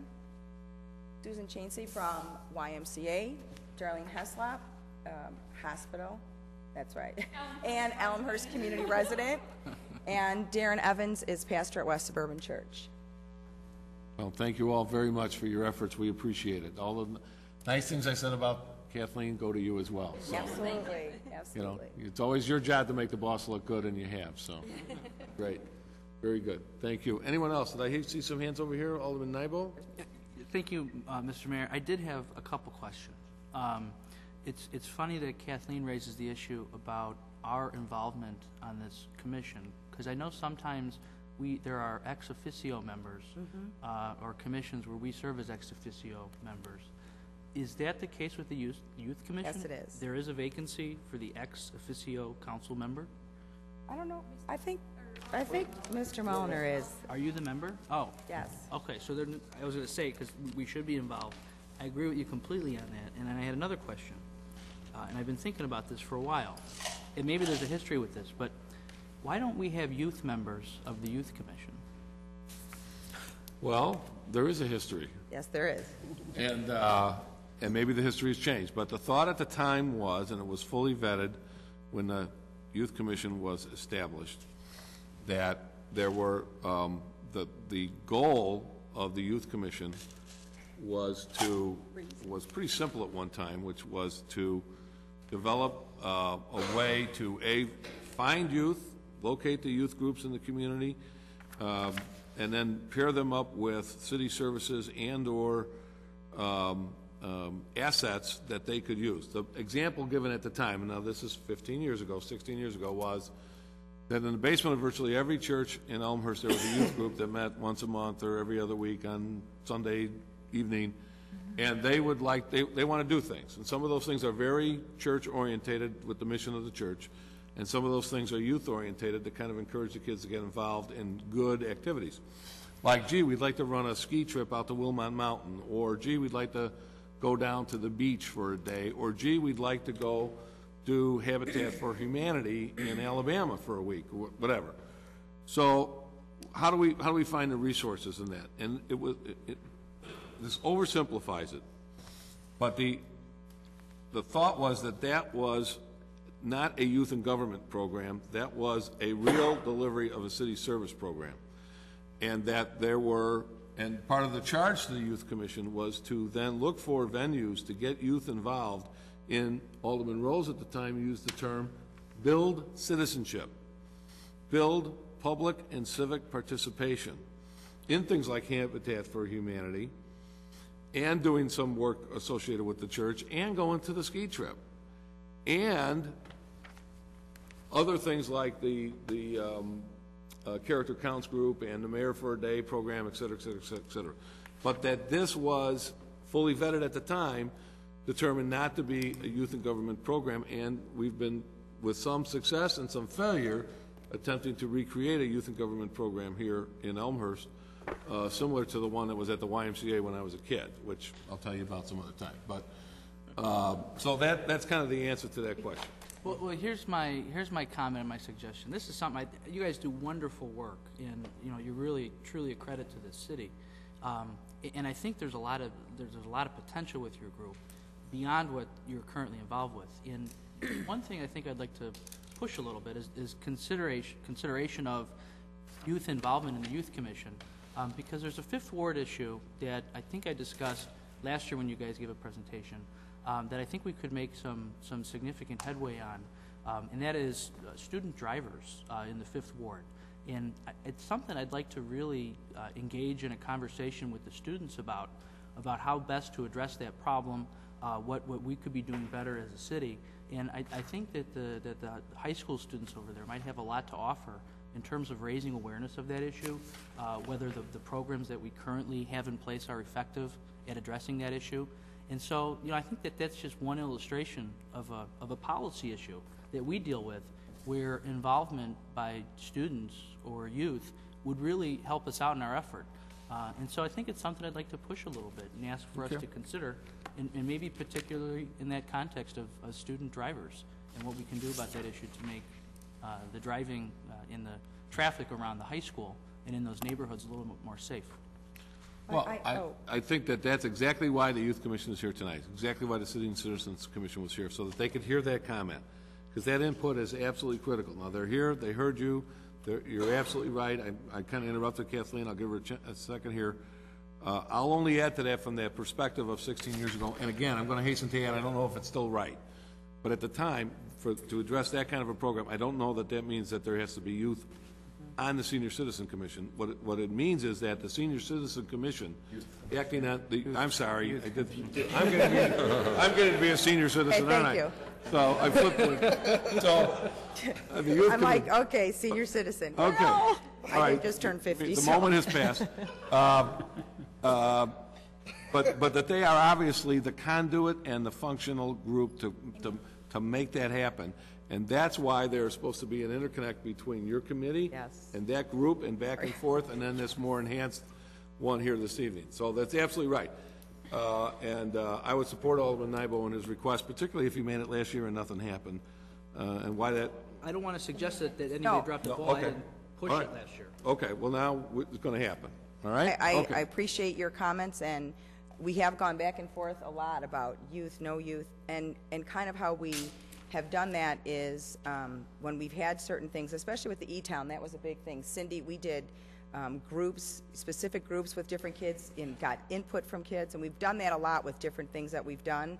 And in what you're saying too, I'm also the sponsor at York for the Pride Group, and they're an excellent group to use because it's a great, variety of kids from different places. But those are the kind of things, because Pride has done different things. They've presented Red Ribbon, through the Youth Commission, and those types of things, that's kind of what we're talking about, that sort of that play between us and you guys, so that we can say, oh my gosh, you have that issue, that's great, we can get this group of kids and, do a think tank with youth. We would love to do that. Am I correct? I don't want to speak for everybody, but we would love to do that. Very good. Thank you. Great. Anyone else? Any other questions? Well, again, Kathleen, and to the entire group, thank you very much for all you do. We really, really appreciate your efforts. Thank you. Thank you.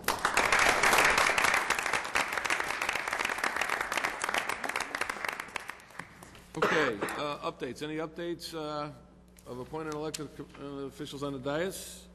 Any? Okay, I really don't have much to report. The one thing I thought might be worthy of some comment here was I attended last week on, I believe it was Wednesday evening, a meeting over at DuPage Mayors and Managers that was billed as a reception for the new county board members to start to get them, some interface with municipal government. It's safe to say that some of them really did not have very much of a handle on the relationship between, and the difference in responsibilities between the county board and cities, and how what they do affects us and what we do affects them, and the need to communicate between these two bodies. Everybody working hard, working diligently, trying to do good can cause terrible accidents if you're not looking up from your desk and talking to other people. So I thought it was a very, very productive evening, and we had a pretty good airing of our stormwater issue as it relates to Salt Creek. I think you need to know that part of the commitment that the Salt Creek Working Group has made to the county, and because if nothing else, you know, when you're talking to the county board, it is a political body, and you have to make sure that everybody's on board with you, is to understand that we are very, very thankful for the roughly $60 million that the county spent along Salt Creek, in addition to the tens of millions of dollars that Elmhurst spent along Salt Creek to keep the creek in the creek in an event like we had last August, in August of '08, where we had a flood event that was not identical, but very, very, very close to the '87 event, and we had no catastrophic losses, although, as we know, we did have some folks with some really bad water backups in their basement from both storm sewer and sanitary sewer. But in essence, the creek stayed within the creek, and we're thankful for that. We want that recognized on the upcoming remap to make sure that the houses which are now out of the floodplain stay out of the floodplain for all kinds of reasons having to do with their property values being maintained and the need not to have to buy flood insurance. But then to go on to make a commitment that Elmhurst has made, and I think we had to make it out of fairness and equity, to continue to work with the communities on the west side who have not had the benefits that we have not had that kind of capital expenditure put into their two large drainage areas, namely the east and west branch of the DuPage River, and that we stand ready, willing, and able to support their efforts to work like the county did with the federal government and get as much grant money here as possible. We're looking to the stimulus bill to see if there's any opportunity to get some of these projects done to provide flood relief, ongoing flood mitigation within the county. So I thought it was a very productive meeting, and I thought it was of value to just report to you on that. Other than that, that is my report. Mr. Borchert, do you have anything under reports and recommendations? No, sir. Okay, we then move on to ordinances. We only have one ordinance this evening. This is ordinance O-06-2009. This is the issue that we talked about at some length 2 weeks and a day ago. I'm glad to know that I didn't write anything nasty on the document in front of me, because if you've seen from the report, if you've looked at this, this was the actual piece of paper I had in front of me. The council made 2 changes to the document during the course of that debate discussion, which, like any other kind of a contract, we noted and initialed. I had to do that because the developer had already signed the document in front of me. I didn't realize that at the time. I didn't realize I was dealing with the original. So if you want to know why there's scribbles and notes on this paper, this official paper in front of you, that's the reason why. Like I said, I'm glad I didn't do anything untoward on this document. But having said that, we need a motion to put it before the council, and then we'll discuss it, and then we'll vote on it. Anybody want to? Alderman Rose moves. A second from Alderman Mulliner. Okay, Alderman Rose, your motion. Would you like to kind of introduce this? Based on our discussion 2 weeks ago, I think that we reviewed a significant portion, and I would suggest we move forward with this. Okay, very good. Alderman Morley, was your hand just up? Yeah. Yes, sir. Just wanted to comment. Yes, sir. Recognized. Thank you, Mr. Chair. I would just like either Mr. Borchert or Mr. Kavisa to clarify where this contract fits in, because it's a rather large project. We've got selling and buying and reselling. We've got a thorn, and specifically for some of the folks during open forum, Hurley, which really doesn't apply here. Right. In addition, there was a lot of comment last meeting about the development agreement, and as it relates to the construction of the parking garage and the finances, et cetera, obviously that's not addressed in here either, and we will be addressing that at a separate time. So if either Mr. Borchert or Mr. Kubisa could clarify where this one document, which I read as more or less a real estate transaction versus everything else, where it fits in the process for everybody. I'll start by summarizing the agreement. It's basically a number of different transactions. It's Mr. Kubisa, you want to get close to that microphone so we can hear you, please? It includes a number of different transactions, the agreement in front of you. It's a real estate contract. First of all, it's a loan agreement.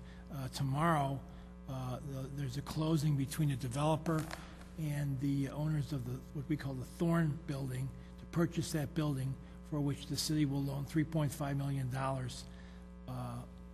for that purchase. The developer will operate that building until such time as the tenants vacate, and then the city will purchase that property for that same $3.5 million price and proceed with the project, which includes a parking garage and a retail shopping center. The other parts of this deal this contract include an assignment of the ATHAR real estate contract. The developer has agreed to purchase what we call the ATHAR parcel for $970,000. The city is taking an assignment of that contract and will purchase that property 3 or 4 months down the line when the due diligence is completed and the tenant is off the property. The last part of the transaction is a commitment to contract in the future for the construction of the project with the developer to build a structure that will occupy the Thorn parcel and the ATHAR parcel when those buildings are taken down, and construct the building. That's a contract to come to the city council in whatever time before 2013 sometime to build that structure. Lastly, once that structure is completed, the city will sell the shopping center parcel or part of that property, that project, back to the developer for a price that's based upon a formula in the term sheet which deals with the actual cost of buying the real estate. And the developer will improve that cold hard space for retail use. If necessary, the city will lend money for that purchase to be paid back within 2 years after the shopping center is up and running. But that remains to be seen whether that'll be necessary or not.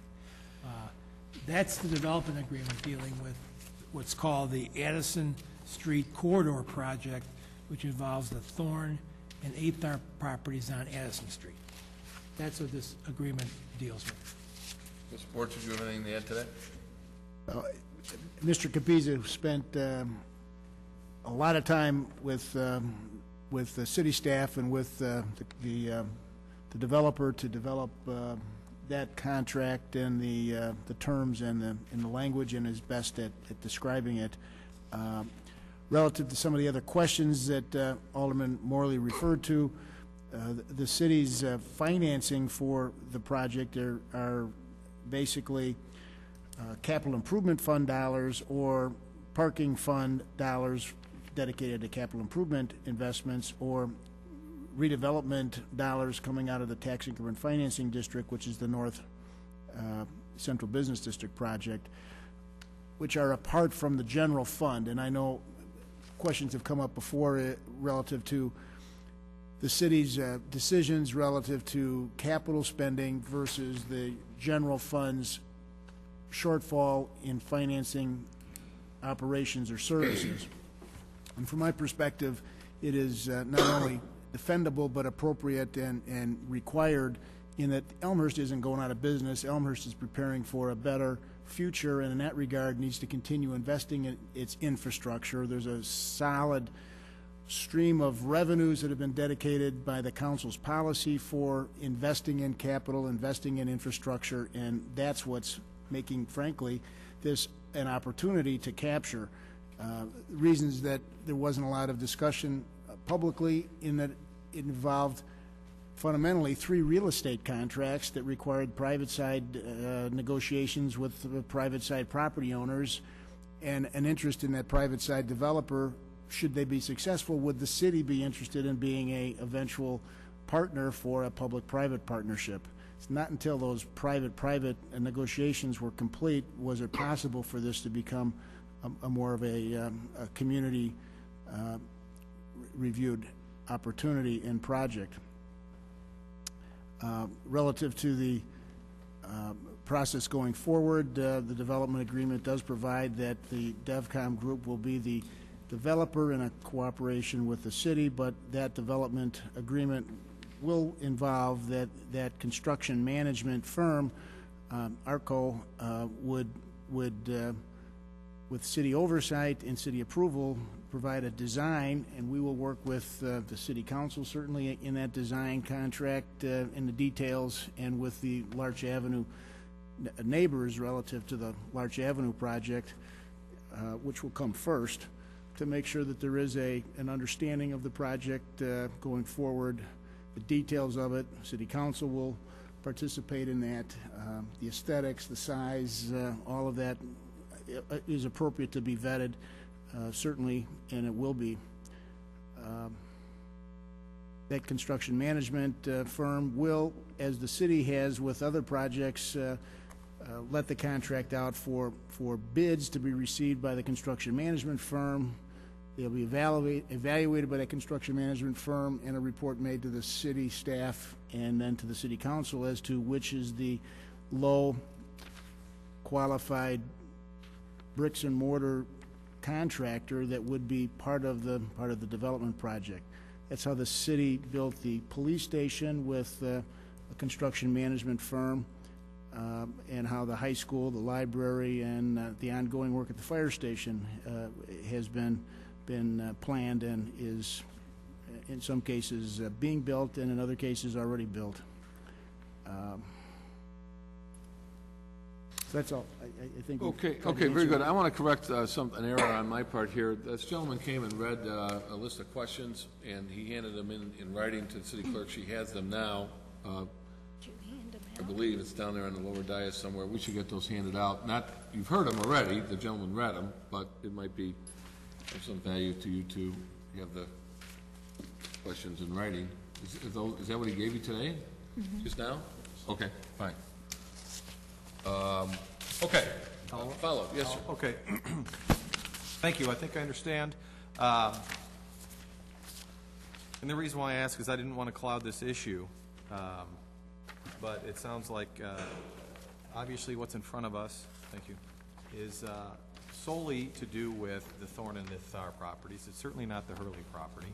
In addition, there was a lot of discussion 2 weeks ago about the developer agreement and the books and the bidding and everything else. And in essence, that's not addressed here either, as it's a real estate transaction. And that the contract that ultimately will be agreed upon, possibly agreed upon, between the city and the developer is forthcoming. Last question. Let's say that this passes, this real estate deal, what I consider a real estate deal passes. And it says pursuant to contract 30 days within closing of Thorn parcel. What happens if we cannot come to an agreement with the developer to have them build a parking garage? What happens to the property that will have subsequently already been bought, purchased by the developer, and ownership is a little murky, but what happens to the property if the parking garage falls through with the developer?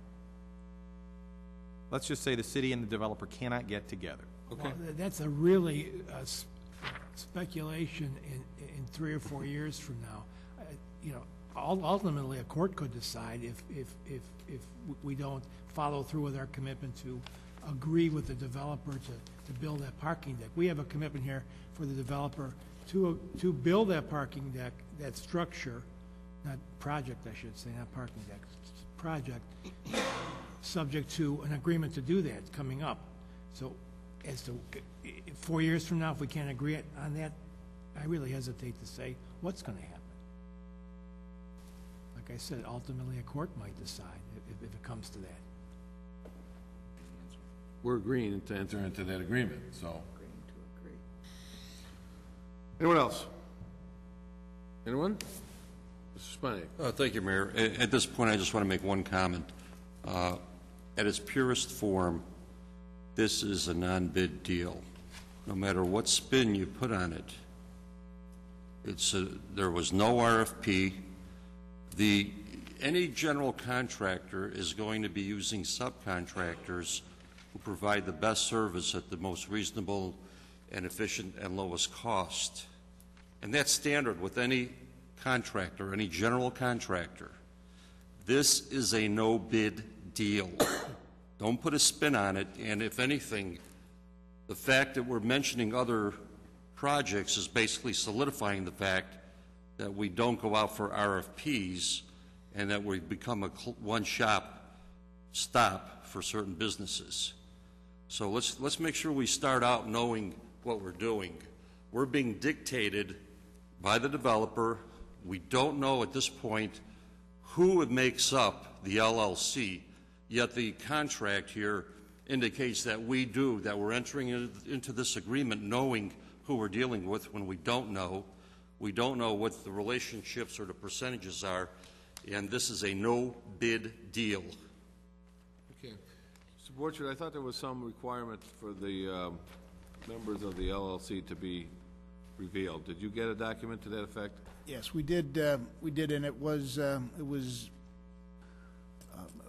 Alderman Sapaniak reports, it is part of the development agreement that the developer represent and present their partners in the Addison Corridor Development LLC, and we do have that. We just received it as required today. We could hand that out. Maybe I should do that right now. I think you should hand it out.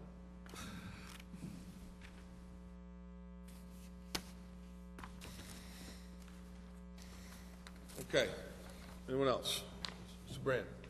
Thank you. Actually, that led me to the point that I was going to make. On page 3, it actually, and I apologize for my voice, I'm a little bit under the weather, so I'll need to keep it brief. On page 3, under the summary, it talks about written disclosure of all partners of the developer will be made prior to the City Council's approval of the development agreement. And here we're getting the documentation on the dais only upon request from one of my fellow council members. I would have expected to see that as part of the exhibit, a part of this development agreement. In regards to the previous comments, I think discussions 2 weeks ago about this, what is it referred to as, the cold dark shell that we are providing to the developer, it was discussed and stated that it is only going to be 4 walls. That's all the city's going to provide. It seems like every time we talk about this development, this agreement, things evolve more and more, and the city seems to be giving more and more and only getting the same amount. And what I mean by that is the exhibit, which is exhibit, oh boy, Exhibit E, thank you, actually states, and I'm not saying that this is adding significant costs in the grand scheme of the project, but it is more excessive than what was discussed only 2 weeks ago, even though that this letter was printed on December 15th of 2008, so it was known and defined at that time that now we're providing the electrical distribution, the sewer system, gas, et cetera, for this cold dark shell that was characterized 2 weeks ago as just 4 concrete walls underneath the parking deck. The other thing I want to state is really about, just to summarize what the city is proposed to give here for this project, with a lot of terms on what the city would receive in return, not disclosed at this time. We're purchasing the Thorn property. We're purchasing the Athar property. We're giving out the loan. Yes, we will get interest back. We, as Alderman Sapaniak already stated, we are pretty much committed to using the construction services stated in this development agreement, stated by these individuals. We're also waiving the real estate transfer tax. The other thing that evolved was an additional loan potentially if they're not able to fulfill the retail space. I think that there's a lot here that we're given, especially in these times, and the biggest thing is that they don't need to start this project, even though the loan will start almost immediately. The start of this project doesn't have to happen until September 2013. So that's more than 4 years away that we wouldn't see any benefit, either parking deck-wise or retail space-wise, for everything that we're giving up front. Okay, Alderman Nybo had his hand up, sir.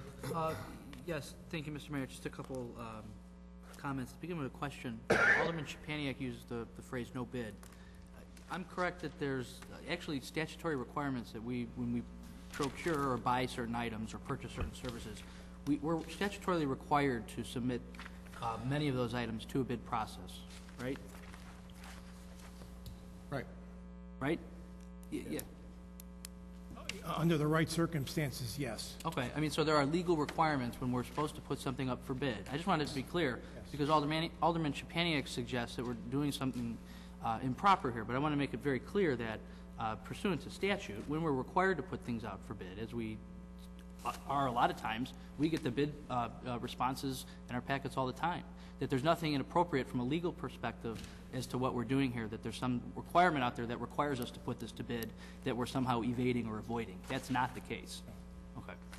And then the second point I wanted to make is this information was just produced to us, but I hope everybody sees that it's actually dated tomorrow and that this information actually didn't even come into existence, apparently, until today. The LLC, the information that they were required to disclose, did not come into existence until today.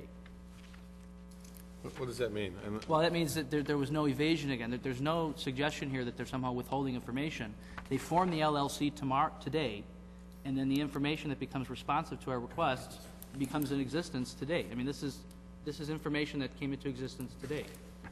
Okay, I see your point.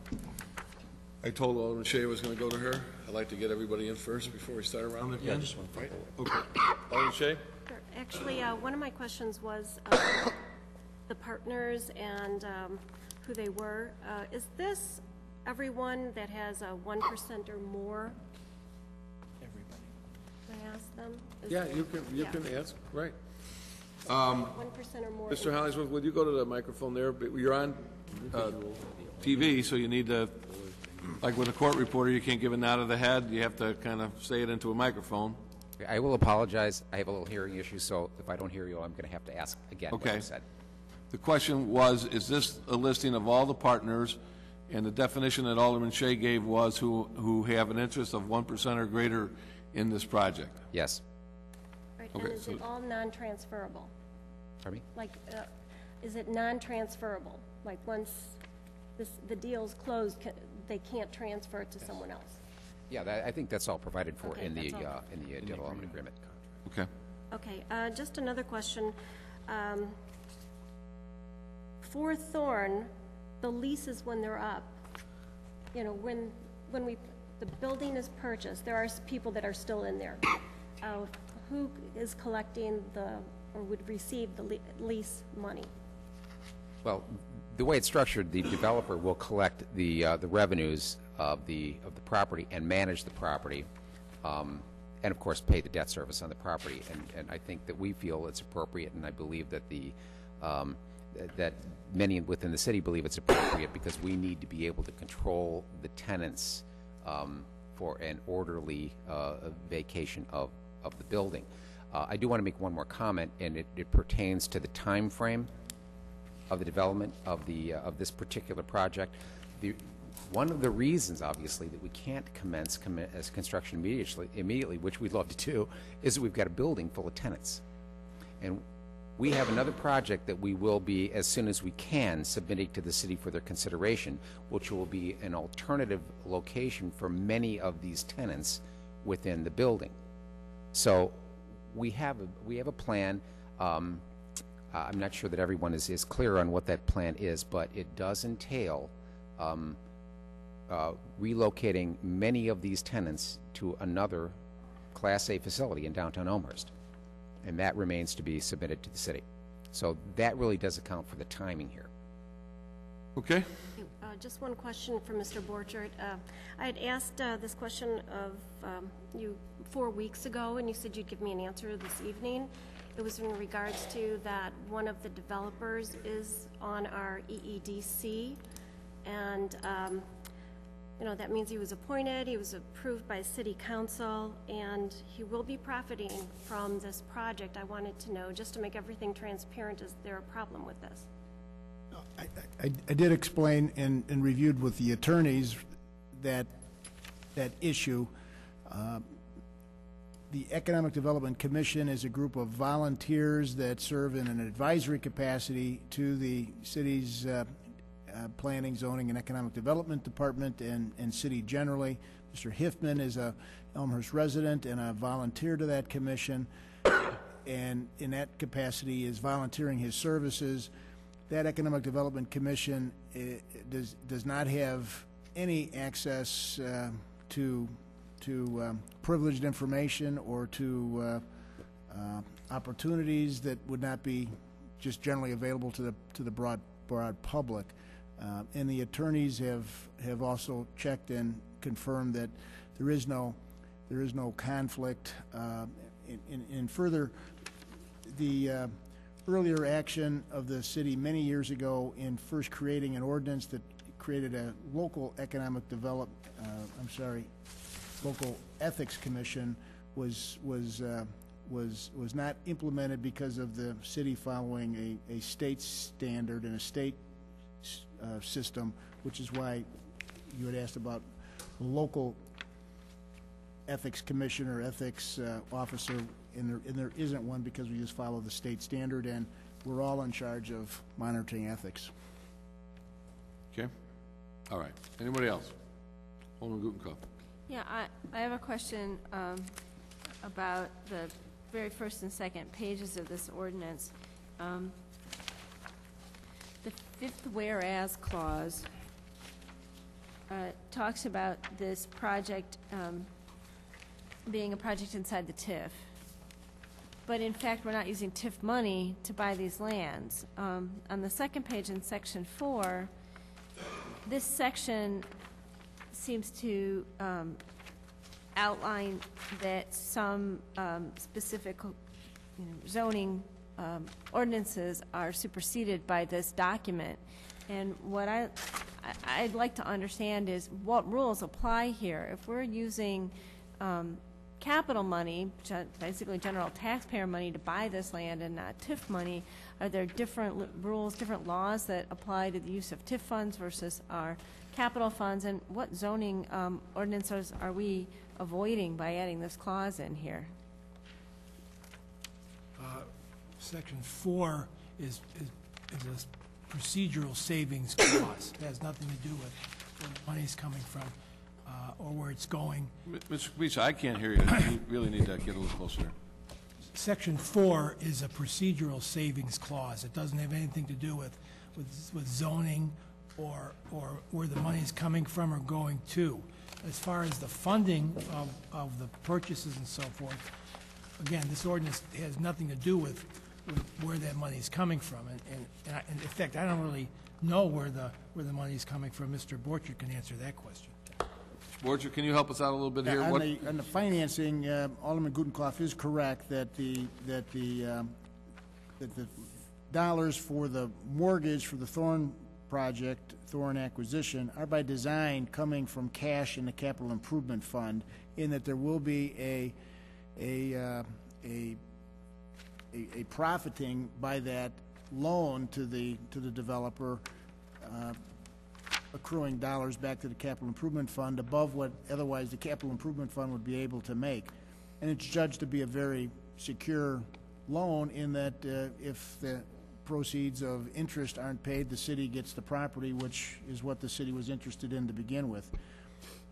As the project would go forward from beyond the acquisition of property into the construction of the mixed-use development, which is the retail on the first floor and the parking behind and above, the staff plan and provided for in the capital improvement plan provides that the parking fund would pay a portion of that, as there are parking spaces being provided to the parking fund. The predominant funds for construction, however, would come from the tax increment financing fund, as it provides for central business district redevelopment, $2.5 billion, and then $5 million from the capital improvement plan. Okay. The dollars for construction would come from a proposed 2011 bond issue, where the bonds would be paid back from the revenue stream that flows to the capital improvement fund and to the tax increment financing fund from sources which fund those. Okay, very good. Alderman Gudenkauf, you got a follow-up? Yeah, I'm still not, I appreciate the response to the question about how this is funding. I'm still not sure that I understand that, I still want to make sure that there would be, I'm sorry, I'm a little fuzzy tonight. I think there's a cold going around.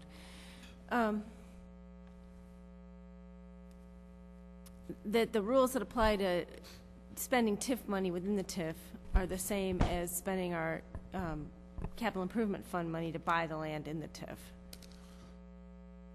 As Mr. Capizza reported, from a legal perspective, Section 4 recites the rules that will be followed, and we do need to follow the state statute relative to tax income and financing rules and regulations. That governs. City Council is in charge, but the city zoning code is in play. This doesn't change any of the city zoning code, and our past practice of sponsoring projects, doing financing is in place, and the city does follow the TIF statute. I suppose it's just my difficulty trying to work through that last phrase in Section 4, which... I'm going to try to take a crack at Mr. Borchardt's answer, try to, I don't know if I'm going to say it any different. I'm just, you look like you're not on board with this yet. Simply put, the TIF is an area. And inside that area, there are certain rights and responsibilities that a city gains to proactively get involved in development and redevelopment in a downtown TIF like we have, our TIF 1. Those rights and responsibilities are there for the city, whether the city uses TIF dollars or not. I think that's the simplest way. I think that your question arose from, well, since we're not using TIF dollars, does that mean that it's not a TIF? And the answer is no. That TIF map is there, and it's not going to be there forever, but it's there now, and it's going to be there through whatever the end year is now. I forget we moved it, but we moved it for some parts. We ended it for others. But the TIF is the TIF. It's on the map. You can go to the website tonight and see it. And the city attorney is more versed in exactly what all those rights and responsibilities for the city are relative to a TIF. But those are all there.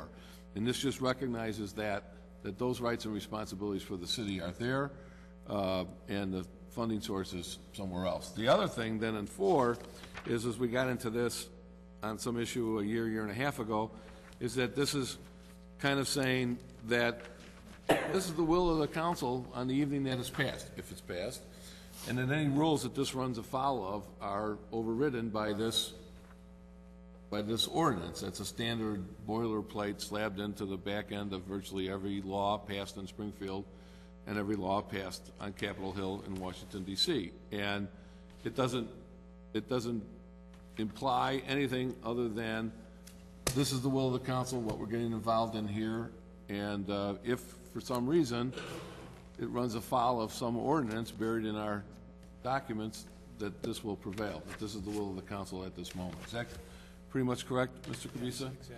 Is there anything implied with number 4 that do we know of any? So let's take up Alderman Gutenkauf's question with gusto. Is there any perceived ordinance that we're going to, that we think we're going to trump with this document? Thank you, Alderman Regan. No. No, okay. So, all right, Mr. Spaniak, it looks like you're up. Yeah, thank you, Mayor. I'm so glad those comments were made earlier. I was waiting for somebody to make them. The focus is not on the statute because, as the Mayor pointed out, the language is pretty clear. But it is focused on best business practices and what's the maximum value to the taxpayers. And by not going out for a bid, by not going out for an RFP, there is no way, absolutely no way anybody up here could gauge whether we're getting the best possible deal for the money. That could result in less transfers of funds ultimately. If it was in fact less, we don't know. We're operating in the dark based on the fact that somebody had told us this is who you have to use. And that's why this is a non-RFP and it's a no-bid deal, and we don't know if it's the best deal for the taxpayers. The project itself is excellent, and I'm for the project, But as I said 2 weeks ago, the project and the deal go hand in hand. And not only that, as Alderman Brand pointed out, this thing doesn't even start till possibly 2013. What happens to the time value of money in the meantime? Now, getting back to the formation of the LLC being tomorrow, it's totally irrelevant, because the fact of the matter is we're deciding on it today. That information should have been given to us by today, and that information was available before today. So when we start parsing to defend the project, let's keep our eye on a ball and look at what is best for the taxpayer and not necessarily what's best for someone else. Okay. I have a point of information. So I'm going to, I think I can do this. Mr. Kubica, if I ask this question wrong, it's inappropriate for me, there's a point of information. So that I ask this question so we can get an answer out that might help anybody. Everybody's got this document with the members in front of them, correct? Mm-hmm. Right. Okay. The folks listed on the first page are summarized by the folks on the back page, numbers 1 through 7. Mr. Hiffman and Mr. Hollingsworth are in the room tonight. They're the folks we've been dealing with. Is that correct? Right. Bradley Deniger, is he here tonight? He's sitting, and this gentleman was here 2 weeks ago? Okay. Okay. Well, let's start with Bradley, Craig, Richard, Stephen, and Jeff. Except for that gentleman being in the room 2 weeks ago, I don't know any of those folks. Never met them, never heard of them, don't know where they're from, where they live. Does anybody know who any of these people are? Does anybody know who they are, where they live, what they do for a living? Okay. The reason for me going through, that's a point of information, and I want the public to hear that. The point is that we want to make sure that we're not dealing with my cousin or somebody's brother-in-law or somebody's high school, college roommate or some such thing. So, and by the way, you're more or less under oath here. You're on the dais in a public meeting. You swore when you were sworn in to protect the Constitution and the ordinances of the city of Elmhurst. So nobody knows who these people are, which is the point of this process. Sir. Well, let's be clear. You're talking about the 3 individuals whose names or 5 individuals whose names we didn't know about until tonight? Yes. Okay, because I know Mr. Hiffman and Mr. Absolutely. The 2 gentlemen who we've been working with for months on this, I know. I didn't meet either. Mr. Hiffman I know because he's a resident of Elmhurst. The other gentleman, Mr. Hollingsworth, I don't think I ever met before this project started to ferment, however long ago that was. But my point is that's the point I wanted to make. And that's the reason why I did it. So that's a point of information, answered. Nobody knows any of these people. Okay, fine. Any other discussion? Alderman Lomnicki. Thank you. I just would like, on page 19, Article 4, my assumption, I'm going to say what I think this is, but I want to be clear on it. It's the assignment of a partial purchase contract. Excuse me. If I'm reading this correctly, and then after listening to what Mr. Kubica said, the city will own the property, and then we are responsible for those leases immediately, or not until those leases expire, will then we be responsible for that property? I want to be clear on who holds the lease to a THAR. Is it us, the city of Elmhurst, or once the property gets sold to us, will that lease be dissolved? My question is because I, A, do not want to be liable for a lease that's pending there. I don't want to have to worry about the terms of that lease, which we don't really have in front of us.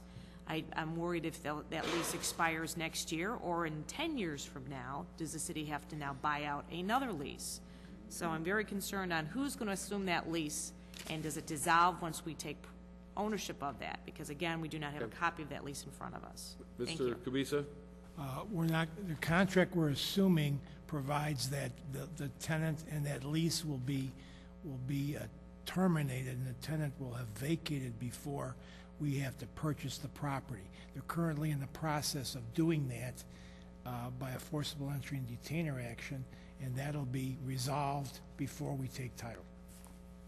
So, that's the answer so to basically the they question. received a 5-day notice in a sense. Well, I don't know how that's going to happen, but before we take the property, that lease will be terminated. I want to make it clear that I do not want to have to be responsible. That's clear. Or we should not have to be And it's responsible in the documents, for it that. won't happen.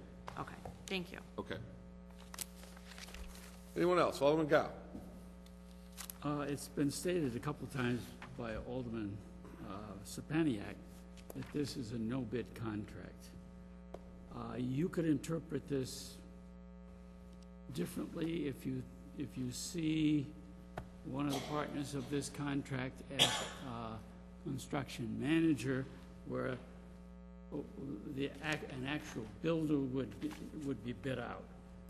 Or you could say exactly what he said. I would like clarification on whether that statement is accurate or not.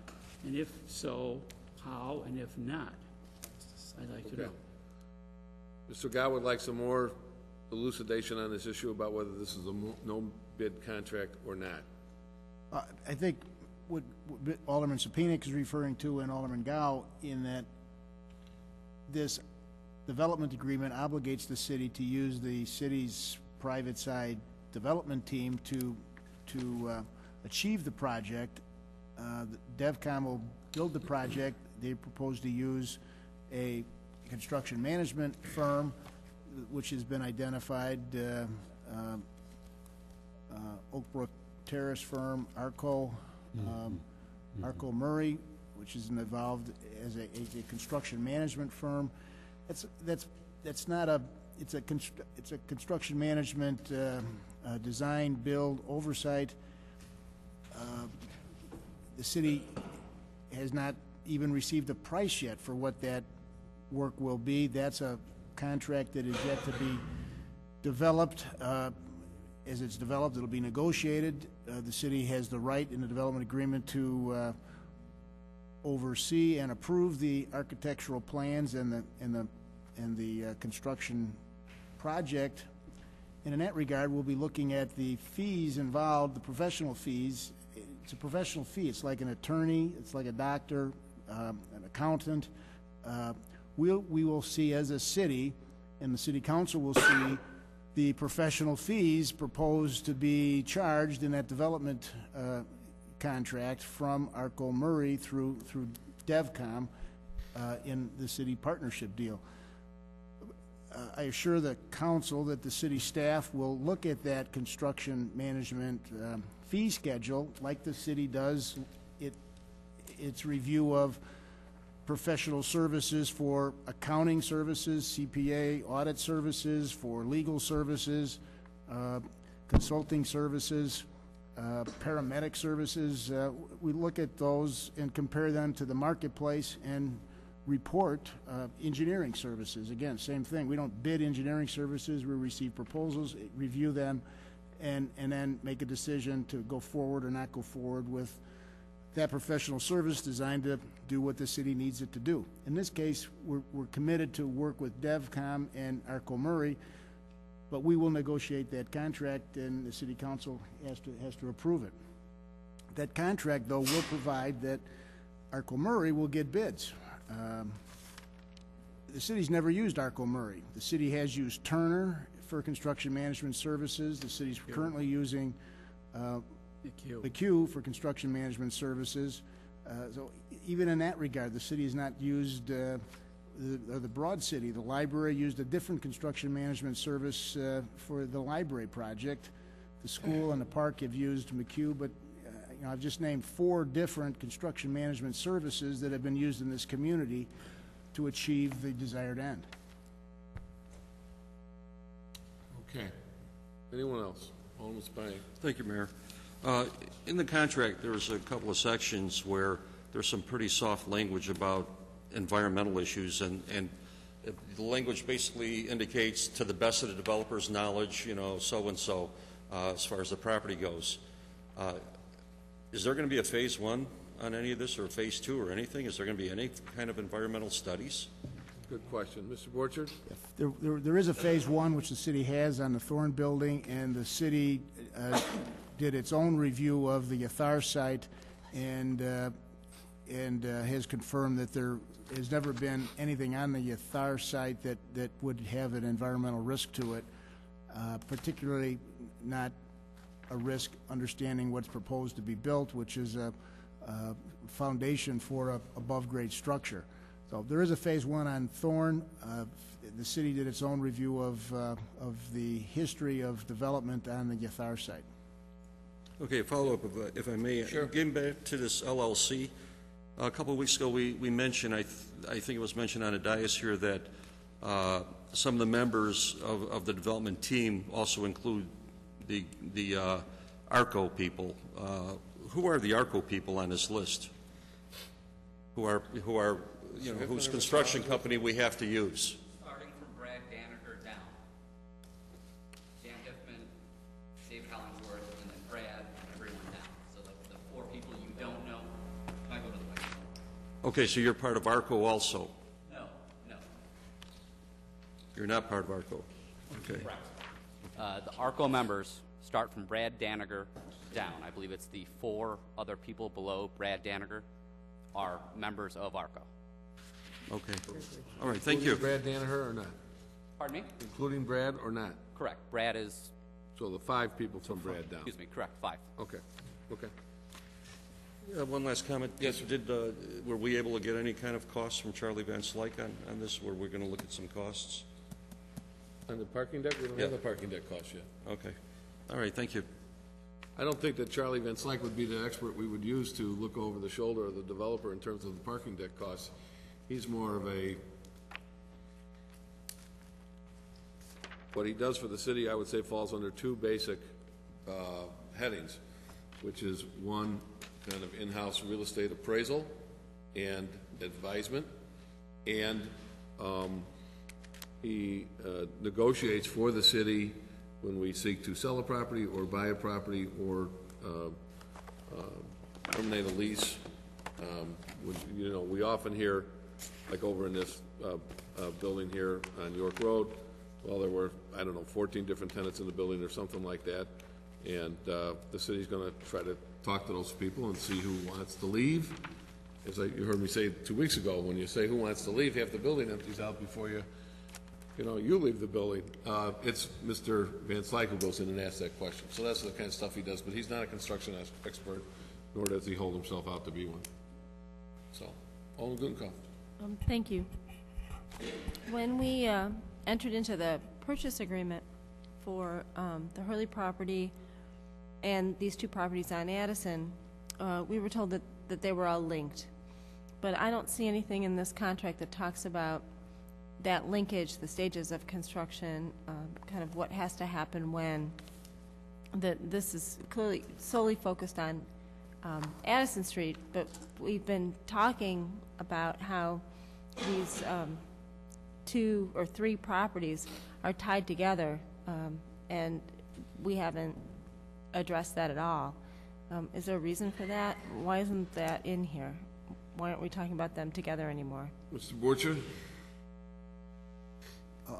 I'll try. I think it's a good question. Try to answer it. It falls, I believe, a bit in line with the overall comprehensive plan of the city for the Central Business District and the redevelopment plan and project for the TIF district.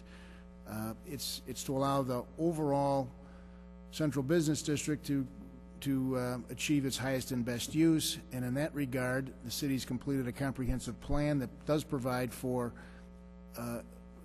and acknowledge the need for city providing public parking for the Central Business District. The zoning code, other than requiring parking for residential units, obligates the city, provides that the city, from a mixed-use perspective and a sharing perspective, provides parking for the Central Business District. Comprehensive plan identifies a number of opportunities and suggests locations for additional parking that will be needed, presently is needed, and will certainly be needed as the Central Business District continues to evolve with more development. And one of the prime locations for that parking is along the railroad tracks, and the property in question of the Hurley site is actually one of the sites contemplated in the comprehensive plan. So it's linked in that regard as parking is required for the development of properties to create more retail space and more medical office space, more professional space. that drives customers to the area. The customers need a place to park.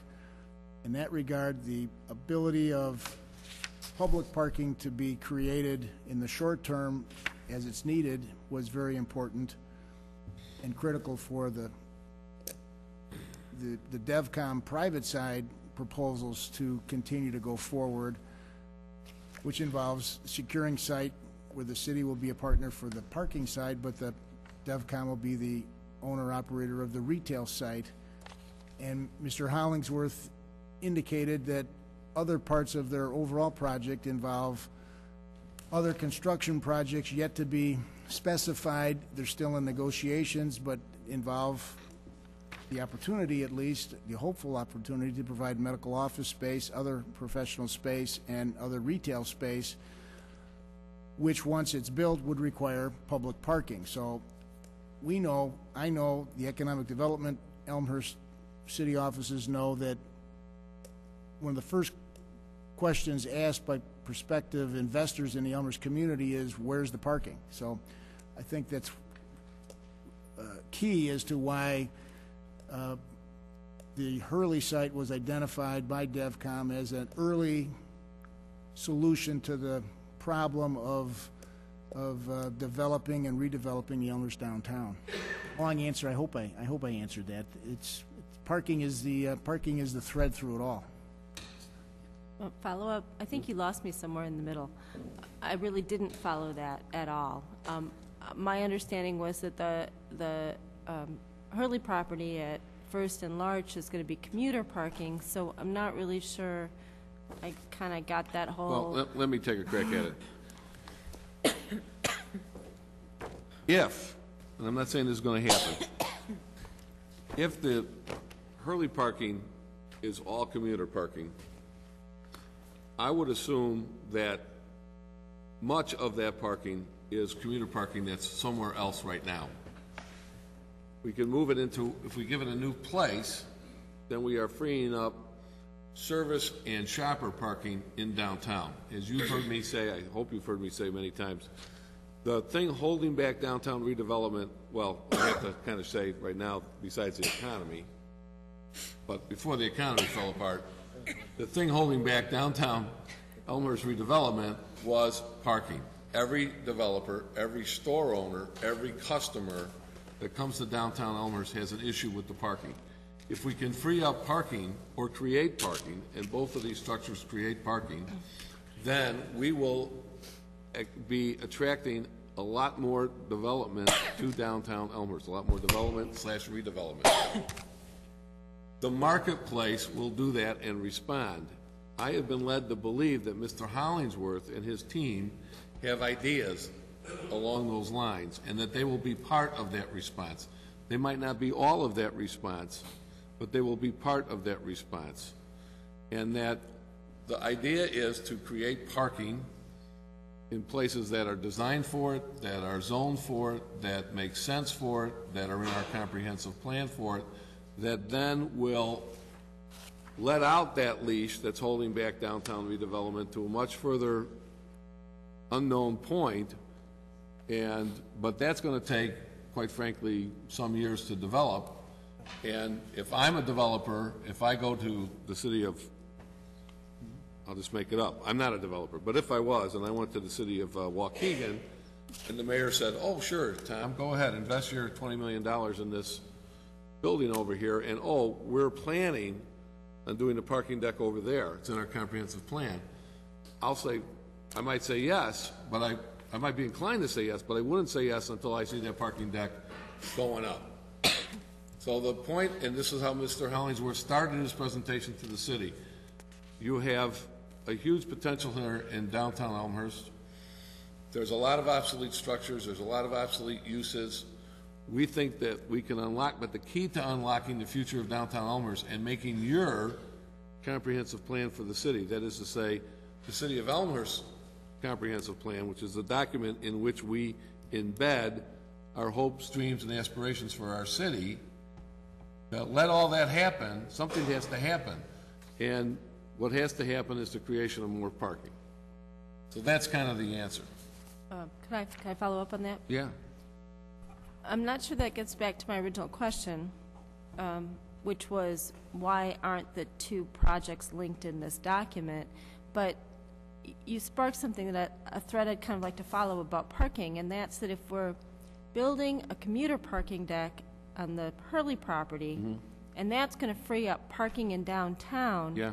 have we done some kind of evaluation to look at, presumably we're moving spaces that are now being used by commuters into the deck, which frees up street parking along the tracks right in the heart of downtown.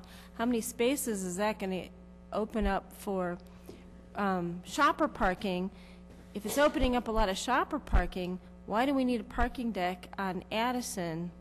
And how many spaces are we creating? And then when you add into the mix the 100 spaces we're going to get on the Hahn Street property, I haven't seen a total number here of parking spaces that are being shuffled, freed up, and then added. So it just brings into mind this whole new parking deck that we're going to build.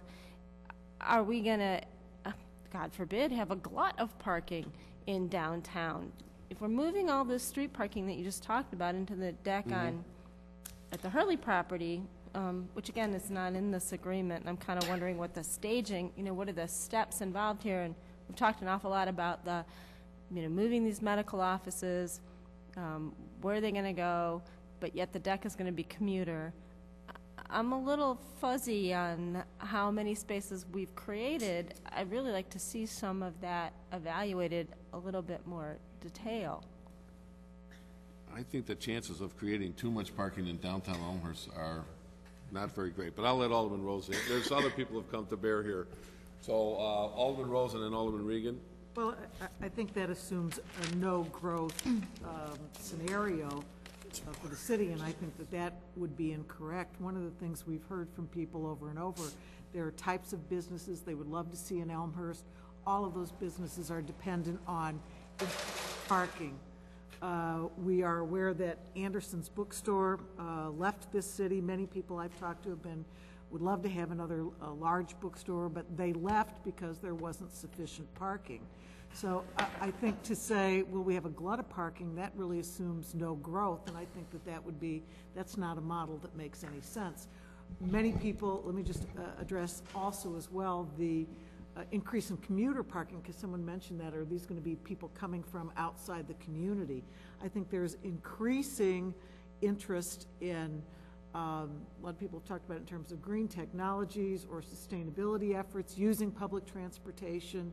People would use this more if we had more commuter parking. I don't think you can assume those are going to come from outside. So I can't imagine a scenario where we would have too much parking.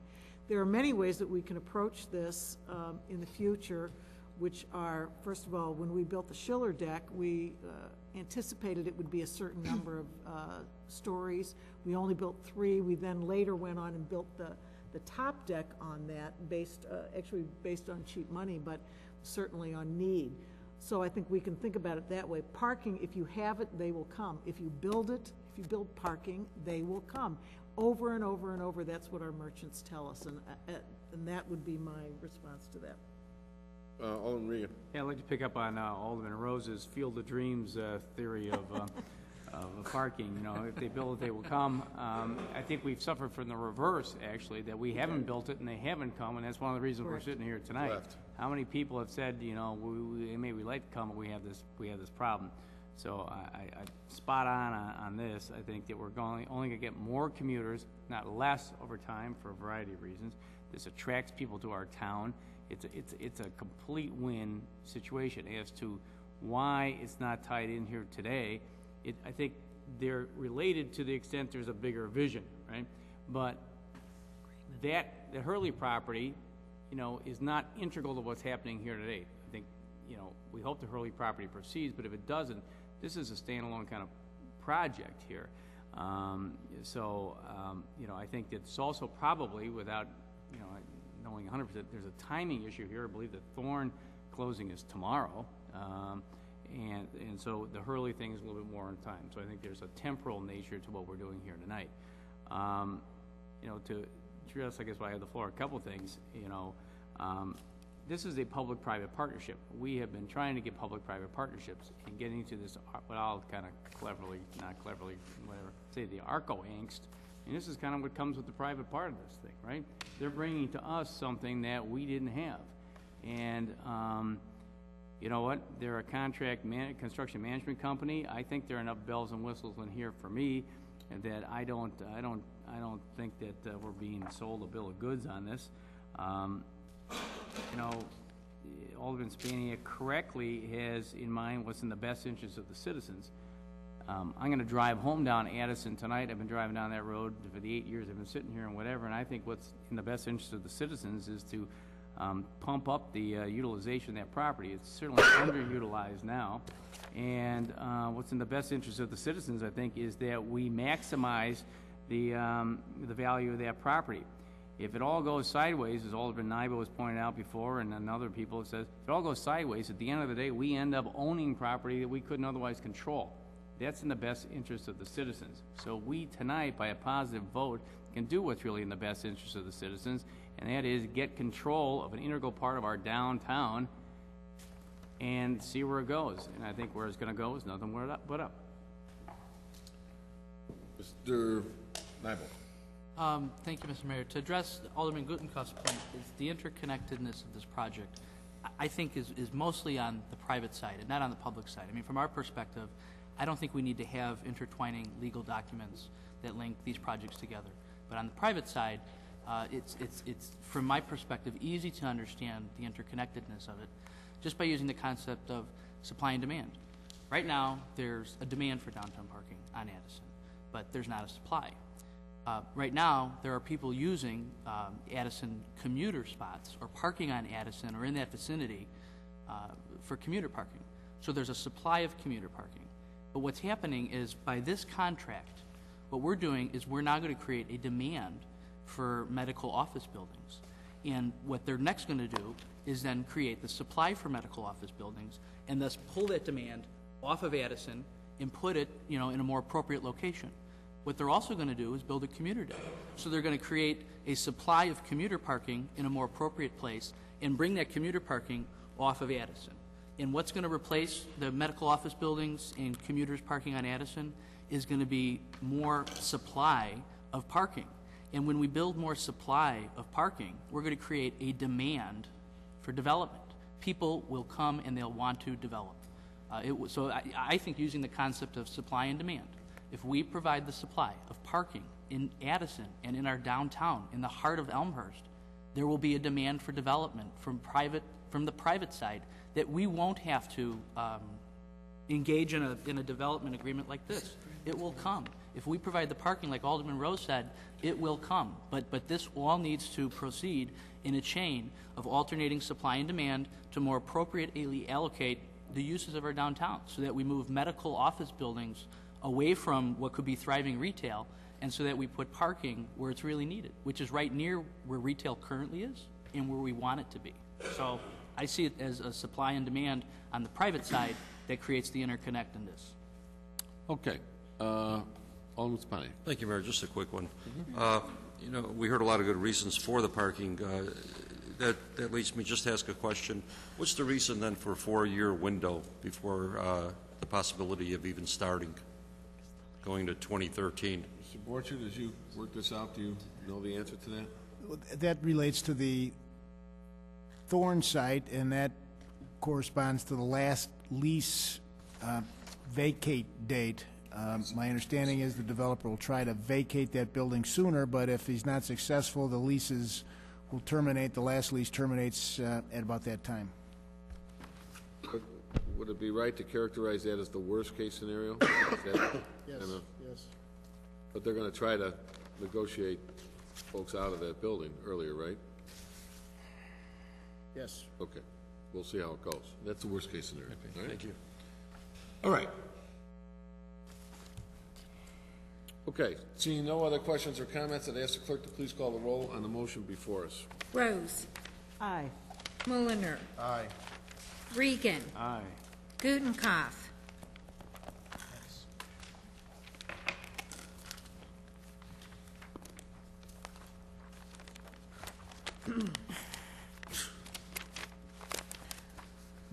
Nay.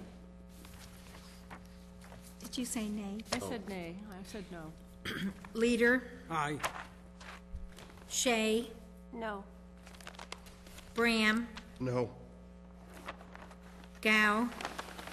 Aye. Hipskin? Aye. Moriarty? Aye. Nybo? Aye. Sapaniak? No. Morley? Aye. Lumnicki?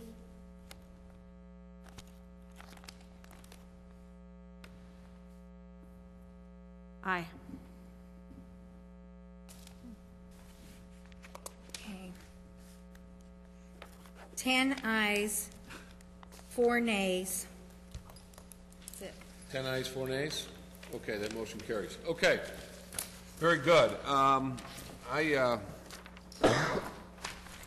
like to summarize what happened and what the value of that. First of all, let me say the value of that discussion was very enlightening. I like a good, healthy discussion / debate.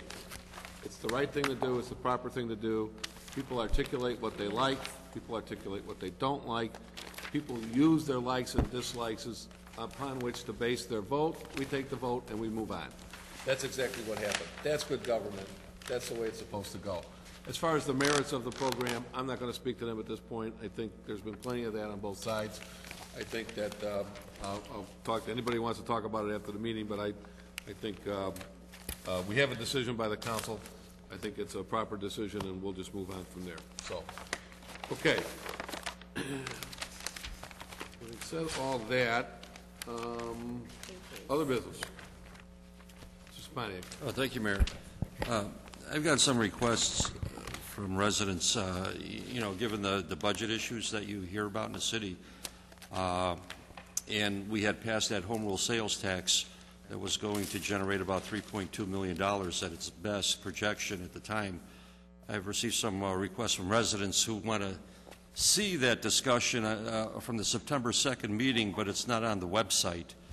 It was on there and it was pulled off, and that has to do with the home rule sales tax versus those advocates of the real estate property tax increase instead.